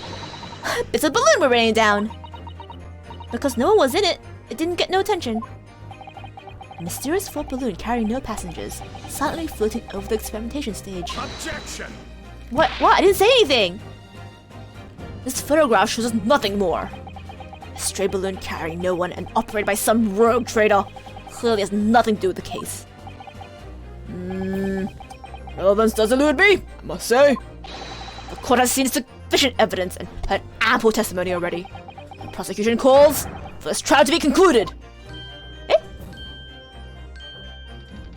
Oh no, we've lost the jury, folks. Really? Have we really got to the truth yet? No, we can't let this opportunity slip away. The jurors' minds are made up, and not in our favor. What else can this photograph tell us? There's nothing more we can learn from it? I mean, I'm suspicious about that white light. Oh! Wait, is that the flaming incendiary? Cause, yeah, cause there isn't a, this is not a hot air balloon, this is a gas balloon. Cause it doesn't have a flame. And that light thingy must be the thing that was shot from this thingy. To detonate it? There's more! Objection! Ladies and gentlemen of the jury, wait! Please don't give your decisions yet. The photograph from Master Gotts may well be hiding one more vital clue. What's that? A vital clue? Objection! We're well past the point of mere possibilities. It's time for definitives now. So tell the court. What exactly does this alleged clue in the photograph prove? The cause of the explosion! Yeah! We can reasonably assume that the pictured balloon was destroyed in the searing heat of an explosion. Yeah, that's right! Yeah, it was not my fault! I didn't say it was. Evidently. Because the birdcage from the kinesis machine materialized in the sky where it had been flying. Oh, did they hide it in the balloon and then when they detonated, like pop? It's kind of like when you put confetti in a balloon and you pop it and the confetti goes everywhere. Except with a human corpse. Ooh, that's kind of nasty. And the balloon being filled with flammable hydrogen, instantly and explosively ignited. Oh, wait, but if that happened, then maybe it will be a charred corpse. Maybe that's not it. We'll find out. We'll find out. Objection! No, that's not what happened. What? It would appear this photograph requires close examination. Counsel for the defense, you will highlight the location of this alleged clue in the photograph for the court. Aye, Captain. Of course, my lord. If you look closely, it's plain enough to see. And what's shown is the link to another piece of evidence we have. The crossbow. In a way that leads to an unbelievable conclusion. A clue that heavily suggests the real reason for the balloon exploded. The real reason the balloon exploded is... Da-da-da! Ta-da! The timing of this photograph can only be described as miraculous. If you look, you'll notice there's a bright white line that appears to point directly at the balloon. Most likely a ray of light caught incidentally on the film. I'm afraid I can see nothing of the sort. If you look with the magnifying glass, my lord, it becomes clear what the nature of this bright line really is. Oh, do we need it? Magnifying glass? Goodness, what's that? Undeniably, some flash of light, yes? Oh golly, do you think it might have been enlightening? But it couldn't have been finer day. I believe we may be looking at fire. A bolt of fire, heading straight for the balloon, like an arrow. Indeed, even to my aging eyes, it would appear to be a flame of some sort. Brock clearly is an actual vampire. He thinks sunlight looks like that. He hasn't been outside for like 200 years. You had to cut him some slack. Oh my gosh. Actual vampire Baroque. That's my new theory. My word! Are you suggesting that this flame struck the hydrogen gas that filled the balloon? Objection! What now? It's absurd! The balloon would have been at least 60 feet above the ground at the time. Not that much. No flame could have possibly reached such a height. Objection! Oh boy. Actually, It's my opinion that a particular piece of evidence found at the scene reveals how exactly... Oh, that is exactly what did happen. what evidence? Sometimes stealing pays off. Oh, I love stealing evidence from the crime scene. If such evidence exists, counsel, then for goodness sake present it, man! He's a rejected Twilight character. Give him a break. Oh my gosh, I think I would have enjoyed Twilight much more if Baroque was a character. What evidence exams? Which evidence explains this mysterious streak of flame that appears to be headed directly for the balloon. My guy, I got a crossbow. The true nature of this curious slim streak of light is revealed by this. A curious answer. The slim chance of being the correct, I feel. Oh shit, the music didn't stop.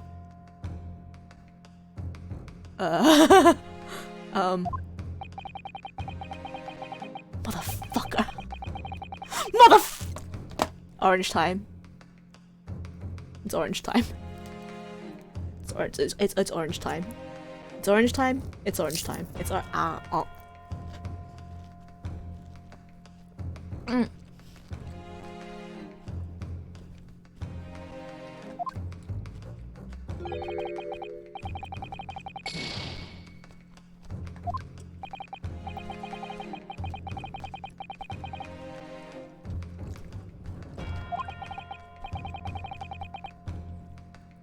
Okay, I'm calm.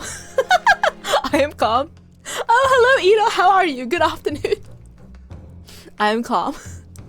Getting my ass smoked, actually. I was so sure. I was 100% sure. God damn it. Wait, let me head into the court record.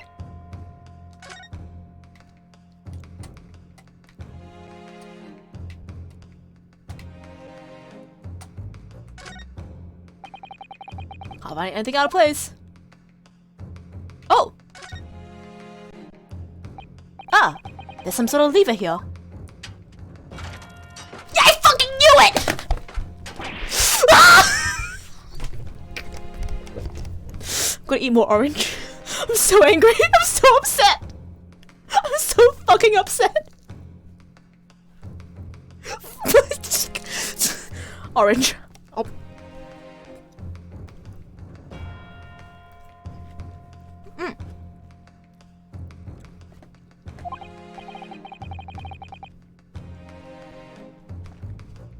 It's a crossbow!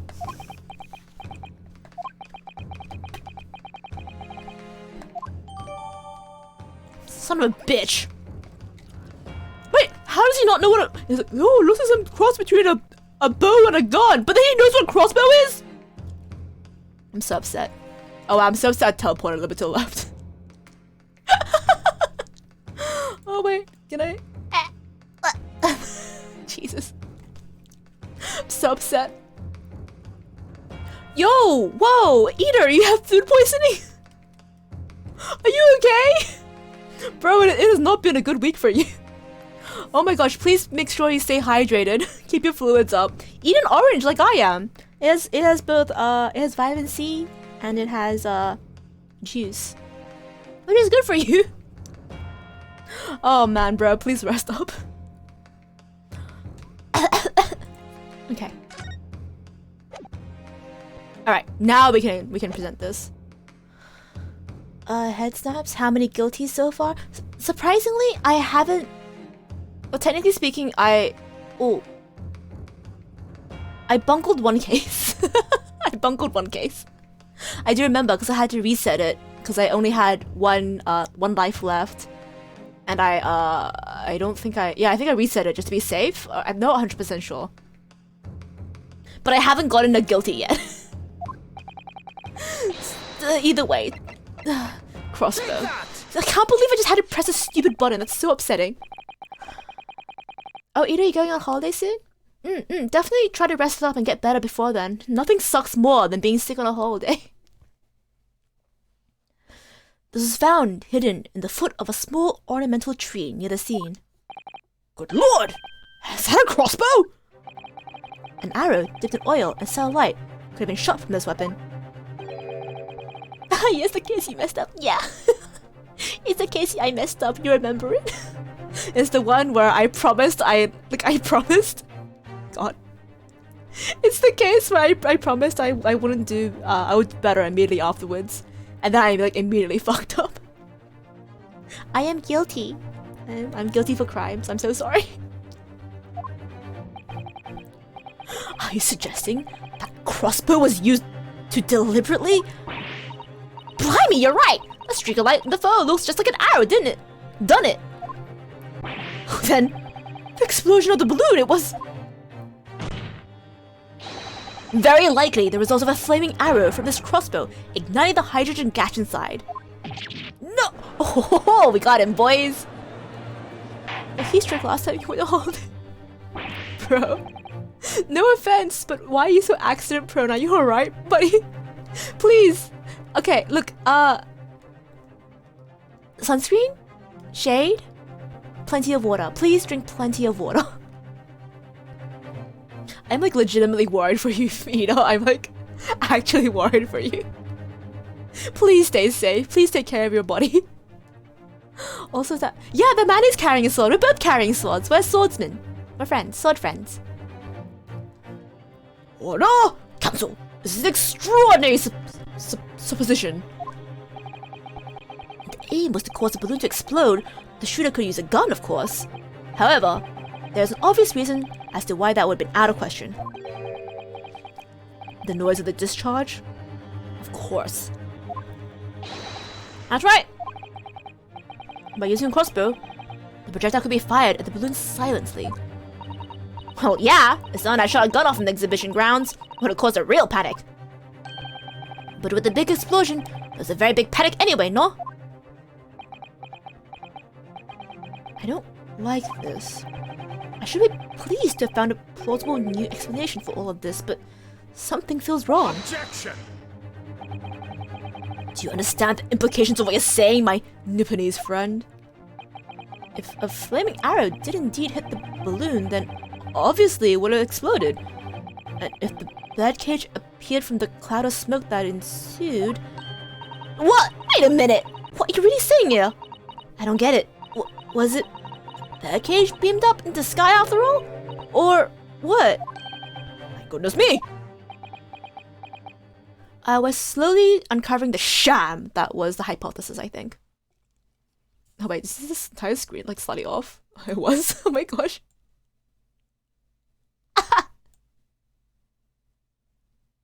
That's fine. Don't worry about it. Don't worry about it.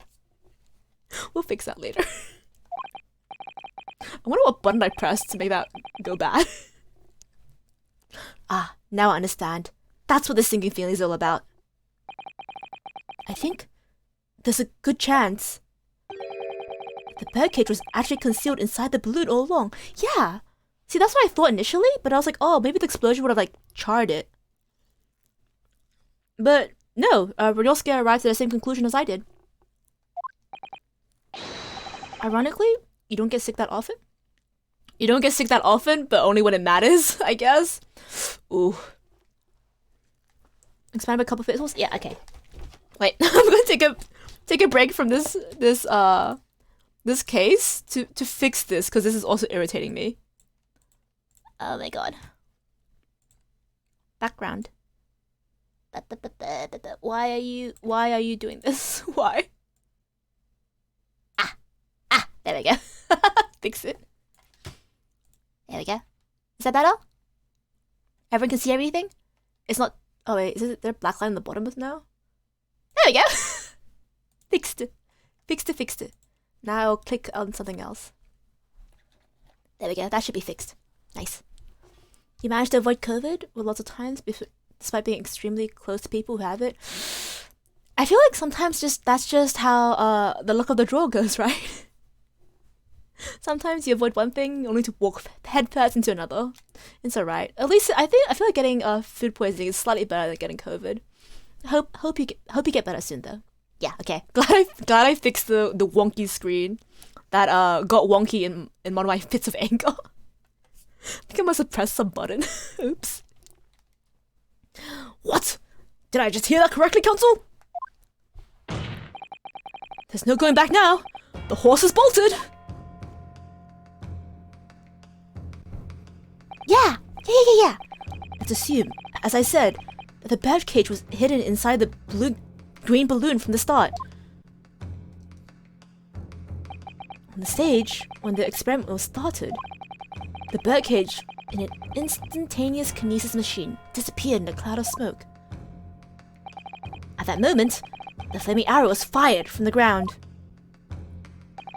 causing the green balloon to explode and drawing the attention of the spectators to the sky above their heads. From amid the smoke, the hidden birdcage had appeared and fell down to crash into the crystal tower. I think you all agree it's entirely plausible that what I've described is the real truth behind the miraculous experiment carried out that day. Good grief! Objection! Science. This is ludicrous! Oh yeah, so it's more ludicrous than decomposing a person down to atoms and beaming them across a space and then reconstructing them perfectly? Huh? This is ludicrous! What you described as no science experiment! It's child's play! It's a contemptible display of stage magic! Of course he hates magic. Of course Sven Sykes hates magic. Both Mrs. Sholmes and Iris said that experiment was a scientific impossibility. In which case, this is the only way to explain what happened that day. In any case, the victim's body was found inside the birdcage in the crystal tower. If the instantaneous kinesis didn't take place, how do you explain that? If I may put in a word, as a man of magic myself. Magic man, take me by the hand, lead me to the promised land! Such apparent discrepancies can easily be explained by a simple deception. Juror number 3? All that will be needed is a doppelganger, someone who looked very similar to the victim, Mr. Asman, and having this other man appear on stage to front the show as a body double. Yes, of course. So in fact, Mr. Asman must have been inside the birdcage that was concealed inside the balloon right from the start. And Sykes was a victim to magicians at a young age. And that's why he has an aversion to magic.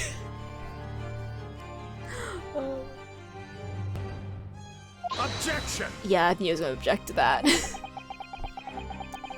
The balloon would have been filled with hydrogen. Anything hidden inside it would have been scattered to the four winds when it exploded. Yeah, that's what I thought too. That's why I was like, oh, it couldn't have been the balloon because it would have literally exploded when the balloon exploded. No one would have ever embarked on such a risky venture. Necessarily, the explosion for the balloon gas would very much depend on the mixture ratio. Oh, yeah, that's true. It couldn't have been 100% hydrogen, right? Also, why don't they just use helium? Isn't helium non-combustible? Juror number 4? Flying balloons are rarely filled with pure hydrogen, but a mixture of other gases. Yeah, such as helium as well! Helium on its own doesn't explode, but by controlling the gas mixture ratio, the explosion force can be altered. The mixture ratio? Obviously, the victim's body would have suffered some burns. That would be unavoidable. But not to such an extent as to render the whole obscene charade impossible. Get science, boy! So everything that happened can be explained, logically and scientifically. The explosion that engulfed the stage at the start of the experiment was no accident. It was all part of an elaborate deception to make it appear that instantaneous kinesis had occurred. Well, goodness me! And if we accept this as what happened, it means that the victim, Mr. Asmund, was never present on the public experimentation stage to begin with. In short, he couldn't have been killed by the defendant, who was on the stage in full view the entire time. Gah! Ha! Gotcha, boy! This will be very hard for the prosecution to counter. Wolf and Sykes can't credibly maintain that Professor Harebrain is a subject now. Unless he tries to shoot himself in the foot again. God damn it! Do you want to die?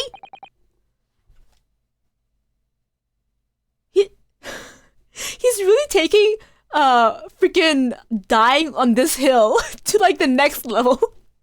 This is the hill he wants to die on, like quite literally. God. The poor desk. Or that slamming, I don't know. I was gonna say something unsaid, so I won't say it. Good thing I caught myself just in time. Mr. Naruhodo, I appreciate your efforts. Thank you. Professor?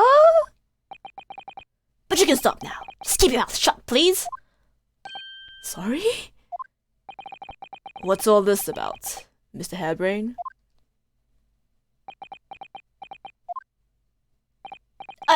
Albert Harebrain, hereby confess.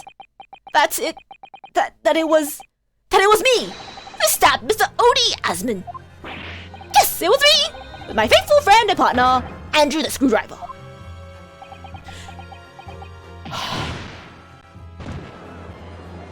He would actually rather confess to murder than be wrong in his fucking stupid science hypothesis. Bro, you got science backwards. You got science backwards. I'm so mad. I'm so angry. I'm so mad. I'm so angry. I'm so mad. I'm so orange. Ah.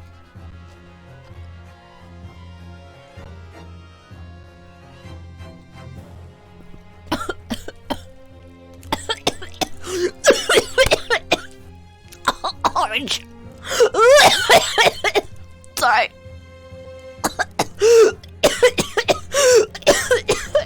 God. Fucking orange.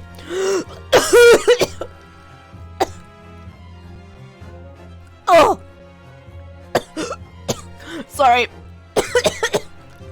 I was so mad. I think I tried to breathe in the orange. I'm okay. God, I'm so angry. Oh God. Okay. Oh God. Sorry about that. His course in science didn't cover how to deal with legal disputes. Miss God, I bet he didn't even freaking take science. It feels like a quack. It feels like a sham. God, Orange, why did you betray me like this? We should charge the Orange with attempted murder. Oh my God. Sorry. You know, that was my fault. It was my fault entirely. I was so mad. I like inhaled some of the orange juice, but I was chewing on it.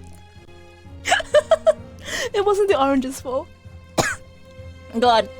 Okay, we have order now. We have order. Defendant, explain this sudden confession. Objection. Professor Harebrain, what are you talking about? Sorry. It's what I've been saying all along. I must protect my...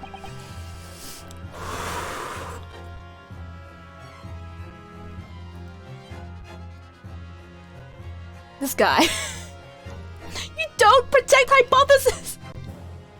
A hypothesis isn't something you should defend with your life like that. That's not how science works. You're edging into fanaticism. You're just edging into straight up like some weird religious behavior. We're like, oh no, I must protect this belief of mine. Just because you defend it doesn't mean it'll become true, my dude. I must protect my hypothesis and my precious... Oh wait. My precious machine. What's in the machine? Is the machine? Wait, you're willing to lay your life down for maybe not the... Okay, maybe I was wrong. Maybe it's not the hypothesis that's the issue. Maybe it's the machine. Cause before... Sorry. Cause before, he was really against people tinkering with his machine. Like, his entire fear was that the British government would go and tinker with his machine. So maybe his machine is... Is he hiding something in the machine? His name is a subtle reference that he is in fact an airbrain. A harebrain. Harebrain schemes, truly. But, maybe he has hiding something in that machine. I wonder... I guess we won't know until we look? Ugh. You stand there and claim it was all a trick! An elaborate prank, but where's your proof? They literally... I've literally been showing proof this entire time, my dude. No, you have to examine the machine if you wanted to prove it. Sorry. Wait, maybe I need to take a drink. I'm gonna clear my airways.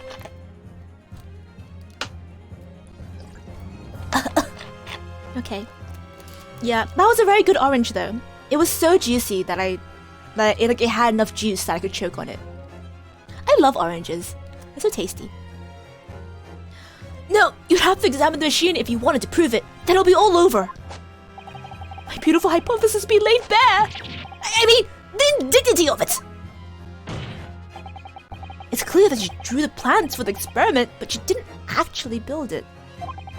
It's quite conceivable that you were duped, Professor. If you just let me, I could... Brock? Yes? I'll cooperate. I'll do whatever you say. I swear it. So please! Ensure that special dispensation of my scientific equipment act is adhered to and protect my creation.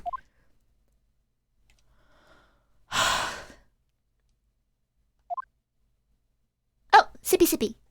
I sippy sippy too. Cheers.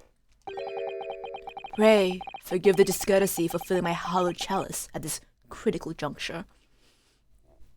He asks for forgiveness, but we all know he's doing this for dramatic effect. Come on. Here's to my learned Nepalese friend. What? And his upcoming attempt to clarify the defense's position in light of the accused's confession.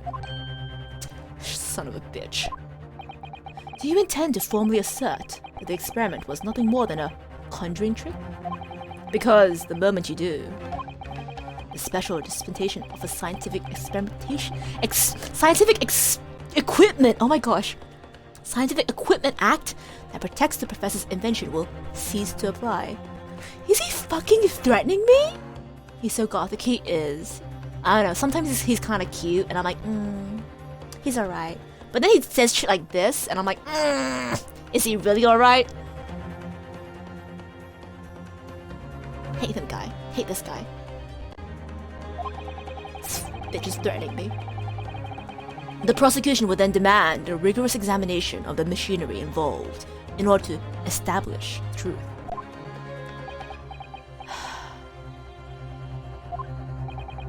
He wants me to balance the life of my defendant over my defendant's wishes. Well, obviously, this guy isn't in his right mind. I'm not gonna let him get sent to the gallows for murder just because he wants to defend a hypothesis. No, screw that.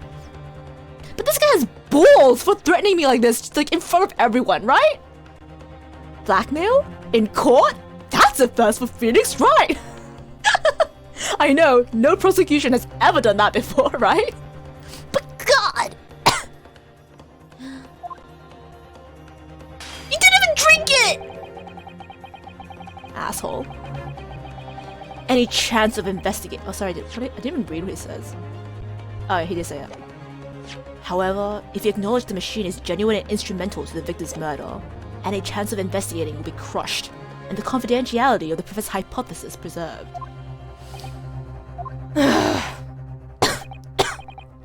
Ugh, sorry. Well, counsel, what is the defense's official position on the matter?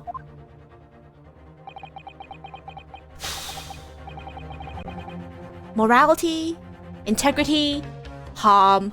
What do I choose? What do I choose? Huh? Huh? No, he's gloves. What? He has gloves? He has gloves? He does have gloves. He does have gloves. He has white gloves. Yeah, he has white gloves. Bitch has white gloves and he just splashes wine all over them.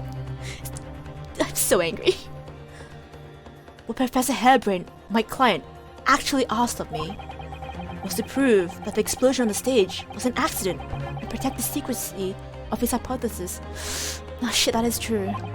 But there's no way to do that without implying the professor's guilt. Protect my client's life by stating his innocence? Or to uphold my client's request but see him condemned? Either way, I can't avoid betraying his trust. You've been silent long enough. Isn't talking a trade, my learned friend? Yeah, I'll talk if you shut the fuck up for a second. God. See, do I respect my client's wishes? Or do I go above and just completely undercut him in order to do what I think is best for him? That would be taking away his agency if I choose that for him. But at the same time, this is over his life. It's not over something like inconsequential, you know? White. Yeah, his white gloves, God. Like, I hope they're leather or something like waterproof. Otherwise, that bitch is gonna stain. Or has all knowledge of English escaped your confused Nipponese mind? You don't get to say that. Unless you're bilingual, you don't get to say that. Bitch, shut up. God, yeah, that's me right now. That's what I feel like right now. Froske! It's not a horo. There's no escape here. I have to make a choice. But it's an impossible one. I have to give up on something. But what? The defense asserts that the defendant's instantaneous kinesis machine was in fact... Okay. Even if there are leather, it's still a bitch to get out. Yeah. Okay, let me think. A proper scientific invention or a conjuring trick. Where's Sasato? Right! I feel like Sasato could help me overcome this moral quandary.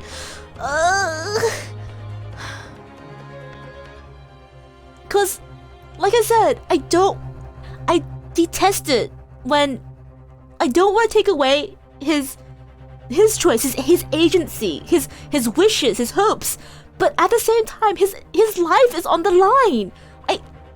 I can't in good conscience just for the sake of his dignity be like, oh yeah, sure, it's a proper scientific invention. When he people die if they're convicted of murder, because the gallows are a thing here. Ew, morality.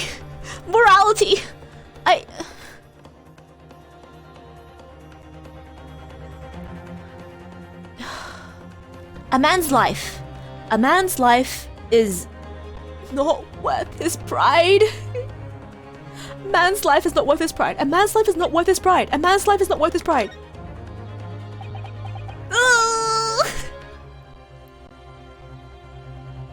Did I choose right? Did I choose wrong?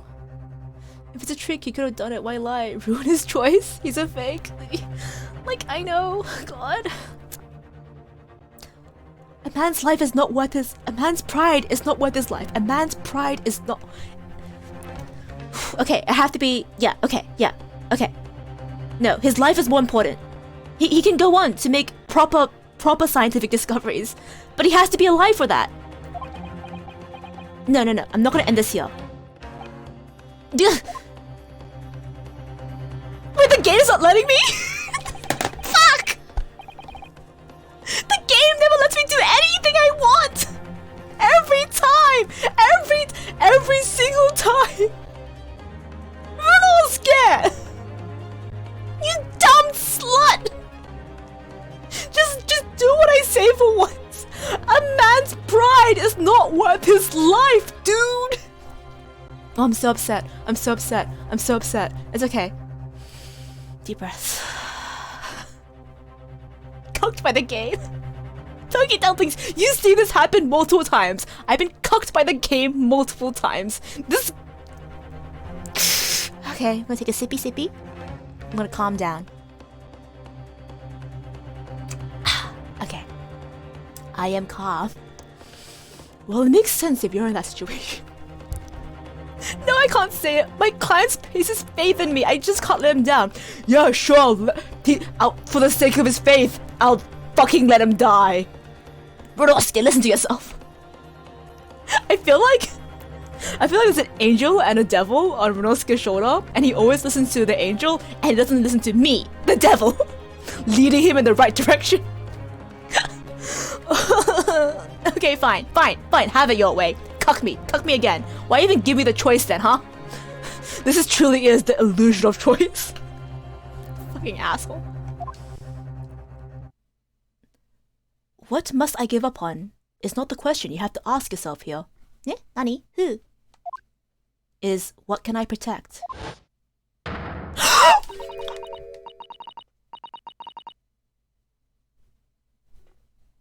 What? Oh my god. Y'all seeing this? Susato? No way! What? Susato! Oh my gosh! Like an angel from the heavens when I needed her most! Susato! Oh my god, is this a hallucination? Am I so distraught by the morality that I'm hallucinating? Oh my gosh, Susato! Oh my god, Susie! Yeah! Yeah! Hello again, Miss Naruhodo. It's been far too long. Susato-san! But, what are you— Oh! Yeah, okay, I deserve that. Yeah, Rinosuke deserves that. My first Susato takedown in 6 months. She's real! She's real! She threw me! I'm so happy. I'm so happy. I'm so happy to be like judo flipped. There'll be time to talk later, Miss Naruhodo. For now, we must concentrate on the task at hand. Which is working out. Not what I have to give up on, but what I can protect. See? Rinosuke? Rinosuke, you should have listened to me. Ass. Wake up call for Susato, yeah! Professor Hairbrain! Yes? Yesterday you told me that science is the pursuit of truth.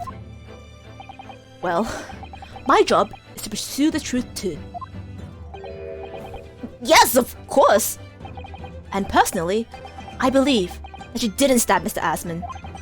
I think you've come to realize something yourself too, haven't you? That your experiment and the machine you built with the victim are questionable. The truth behind that is what we both must pursue now. No!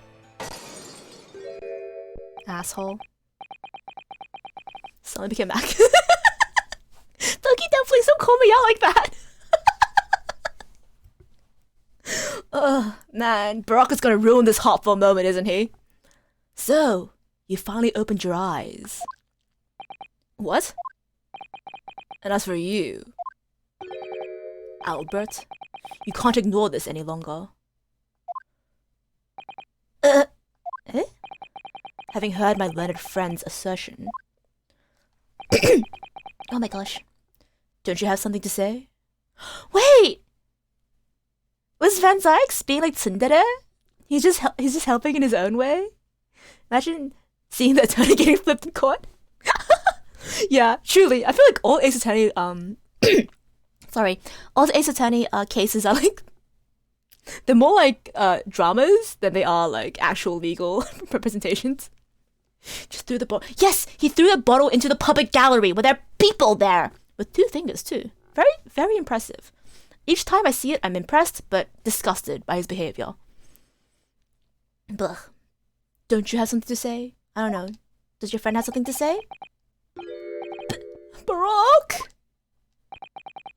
Lord Van Zykes? Gosh, I've never heard him speak that way before. It's tsundere. Oh my god, Baroque's a tsundere. In truth, there's one thing. Something I remember that's of relevance.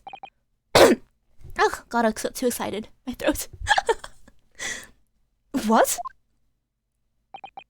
On the day it happened, just before I began the experiment, I saw a man near the stage. A man holding that crossbow. Oh, he's... The man on the grassy knoll. The crossbow man. Still wondering how he threw the bottle with just 2 fingers, even like... Right? Special. He's a special little guy. He's a special little boy. That's the only explanation. But god, a man on a crossbow. Beg your pardon? Oh my god, the plot thickens. Professor! Did the man have any distinguishing features? What did he look like? Tall? Taller than me and thin. Thinner than me. With straight hair. Straight... Oh god, sorry. Straighter and whiter than mine. Let me see. One less lens than me too. A monocle. A rather stylish back monocle. But one thing in particular will help to positively identify the man. You see? You could have started with that! You see, I know him very well. You could have started with that, bro. Brock does his daily finger flexes with his 5-kilo dumbbells. Wow. That grip strength though. I bet you could just crush a watermelon in one hand. What if you could crush my head in one hand? Boop. After all, he's the engineer who built my invention. Could have just started with that, dude. What? Yeah, exactly. He built the machine? Oh, so you could have engineered. You could have engineered the whole thing. That's right. Mr. Asman introduced him to me a year ago. He's a man by the name of...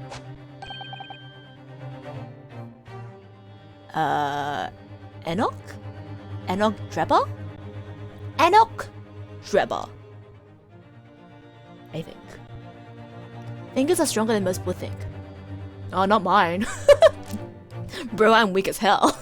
I've got no grip strength. Bro, I keep dropping things. Sometimes I'm just holding a bottle and it just slips from my hands. The amount of times I've dropped my phone because I'm just holding it and it just slips from my fingers. I'm weak ass. I need to do Brock finger exercises. Oh, they know him? Enoch Drebber? Wait, both the magician and the science guy know of him. Huh. I don't know why Hairbrain considered dying on that hill. He could have easily claimed that explosion disrupted the experiment. Right? It's so strange. Like, what a weird hill to die on, right? Good thing we talked him down from it. Oh. Good thing Sasato talked me into talk him down from it. God. Renault sketcher, listen to me. I am almost as... no, I can't. I can't say I'm as good as Sasato. Sasato is top tier. I am... base tier. But I'm still above Renosuke when it comes to brains, I think. Does his name mean something? Members of the jury seem flustered. Not a name any scientist wishes to hear. The man's an abomination. Not a name any conjurer wishes to hear either. Who on earth is he? I'm afraid this isn't the first tale of this nature that I've heard in the scientific circles in connection with that name. There's talk of other flamboyant experiments that turn out to be nothing but stage trickery in the end. Obviously, the rascals after the government's research grant money. When magicians are in need of money, I've heard of them resorting to these underhand tactics. Some acquaintances of mine with experience of such things have mentioned Enoch Drebber's name before. The man is both an engineer and a magician. Yes, we're dealing with an unparalleled confident trickster here. With an unparalleled confidence trickster? Wow. That's Sonic Drebber for you! Enoch? Enoch Drebber?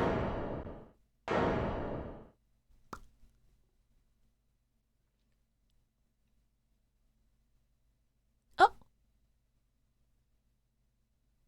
Oh, good. So it's true then. My invention. My great machine. It's just a grand illusion. Considering what we've heard about Mr. Drebber's character, I'm sorry to say that sounds increasingly likely. Even though no one else believed it, I wanted to. I wanted to believe that machine could function exactly as my hypothesis predicted. Which is why you were so opposed to it being investigated, I presume. I knew if the machine was examined in detail, its construction would give away my hypothesis. Obviously, I didn't want it to happen. But at the same time, I knew that it was found to be nothing more than a trick, than a work of deception. Then everything I'd worked towards, all my research, all my dreams, my whole life would be over. No, you still get to keep experimenting. That's science. It's forever the march forward of progress. That's science. You have to be alive to do that, though. Keep it up, buddy. I believe in you. It's okay. It's okay. I was terrified of the prospect. So you really had no idea then, did you? About the true nature of the machine that was built. And the true nature of Mr. Drebber. I never questioned anything. I didn't want to question it. It's entirely possible that Mr. Asman and Mr. Drebber were working together to use you as means of fraudulently acquiring the research grant money. They were in cahoots. I like how this goes from a courtroom to a gossip circle. I mean, what is an Ace Attorney case if not a giant gossip wheel? Oh, a flashback. When I announced my invention to the crowd that day, it was the finest moment of my career. I pulled all the levers and turned all the dials in exactly the way Drebber had described. All the big show. The smoke suddenly started billowing out. I panicked. I didn't know what was happening.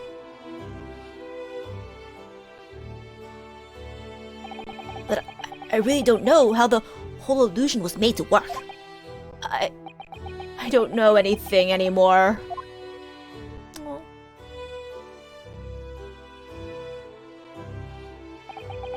Well, let me confirm one final point with you, Professor. Do you now consent to the prosecution submitting the necessary paperwork to release your invention from the protection afforded by the Special Dispensation of Scientific Equipment Act? Can we please shorten that? It's so long. Yes, please go ahead. I'm very sorry. Oh, buddy. Chin up. You still got your scientific mind. He could kill him anyway. He could lie to him, kill him anyway. Like, I feel like this poor guy was really bamboozled. SDSE, yeah. You should call it SDSE now. Sids. It would appear that we have to suspend proceeding for the remainder of the day now. Foreman Sykes. My lord. The court has newly been made aware of another party whose involvement in the matter is critical. Subpoena them! Yes, Mr. Drebber. Gather information about the man! If possible, I should like him served with a subpoena. With pleasure, my lord. Now, counsel for the defense! Yes, my lord!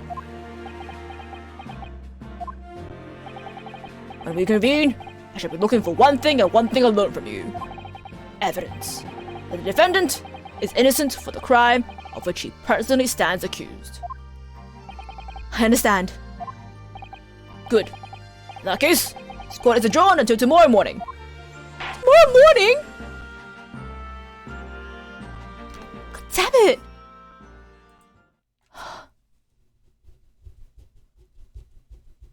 Fancy ass You do your job.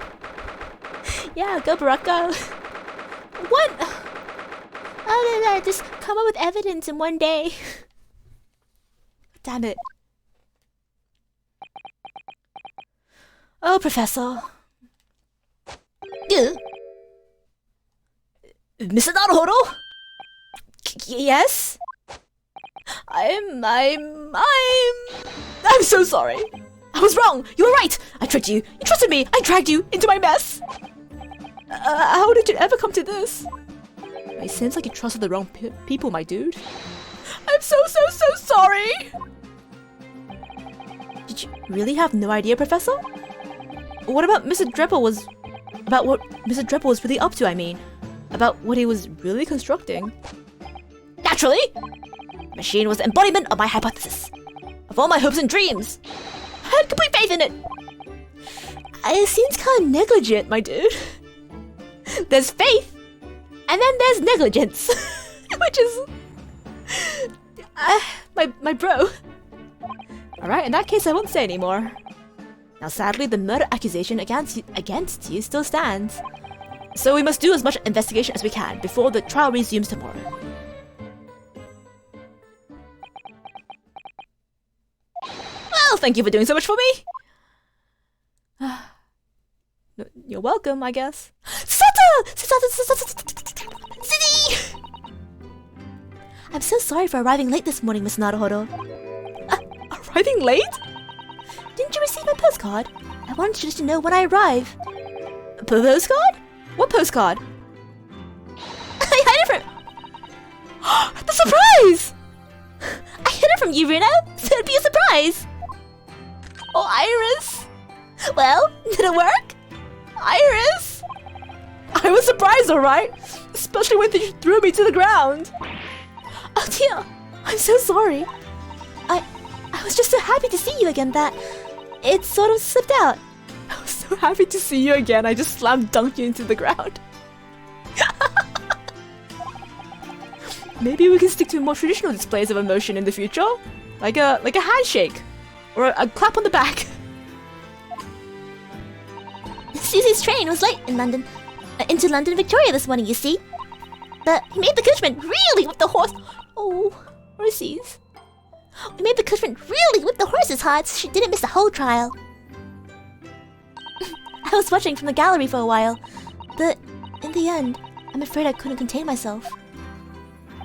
Well, I'm glad you didn't. Oh! Having you on my side in court gives me the strength I need to win. So, I'm... delighted to see you back in London. Oh, you're too kind, Miss Naruhodo. I'm delighted to be here. Sota has some violent tendencies. She does. She absolutely does. She has bloodlust too. I feel like all the girls have bloodlust in this game. I hope I continue to be of service to you. Of course. So, what's brought you back? Did Professor Mikotoba not protest? Let's save it all for conversation when we're back at home, shall we? You know, I made one of my most special plans ever for this special occasion. Oh, Iris, how wonderful! I can't wait! Yeah! Sasada-san was back in London. It's hard to describe how happy that made me feel at the time. But despite my elation, our tale was about to take yet another extraordinary turn. For the good? Hopefully? I just want something nice, okay? I just want something nice and then keep it nice, please. Please, I just want something nice! Just let me have something nice. I just want some nice things from Ryosuke and Sasato and Iris and Sholmes even. Ah! Okay. Well, that is like to be continued, I guess. The second half of this case is hype. Ooh, Very fun. Oh my gosh, that makes me want to dive into it. But I feel like if I do, like I would die. Okay. I'm like wondering, should I stick to my schedule like usual schedule, or should I just like try to sneak in some extra Ace Attorney on the weekend? Oh, because I'm worried that if I start the second half of the case, because this is a pretty good wrap up, right? If I start the second half of the case this week, I'm just gonna end up not sleeping, just playing this game. We don't want that. No. We'll keep it. We keep it exciting. We'll keep it fun. We'll keep it hype. We will continue on Monday. Oh man, there's so many things happening right now. Oh god, like Art Fight is about to finish, and I'm like, oh, should I stream a couple of art things and finally justify the art in my name? Finally do some drawings. I don't know. A lot to think about. A lot to do. I'll think about it. But yes, not tomorrow, sorry, wrong one. Next week, Monday, we will continue with the Great Ace Attorney, as usual. Man, I'm so happy. Sasato's back. We have our Logic Queen back. She can carry us. We're gonna definitely win the case. I believe in us now, cause we have both Iris and Sasato. There's no way we can lose. It's gonna be great. It's gonna go very smoothly. Nothing is going to go wrong. If I believe it enough, I will manifest it. Just like Professor Hairbrain, right? Alright. Oh my gosh. Well, once again, everyone, thank you for coming. Oh, let's see if any of my pals are streaming right now. We could raid maybe. Oh yeah, Lightheart's streaming right now. I can go pop in and say hi.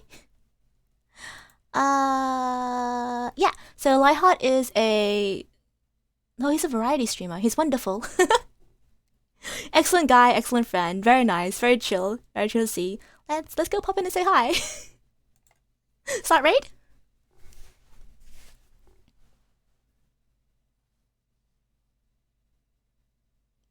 No, thanks you guys for coming. Now let's go on to Lightheart. Ba ba ba ba.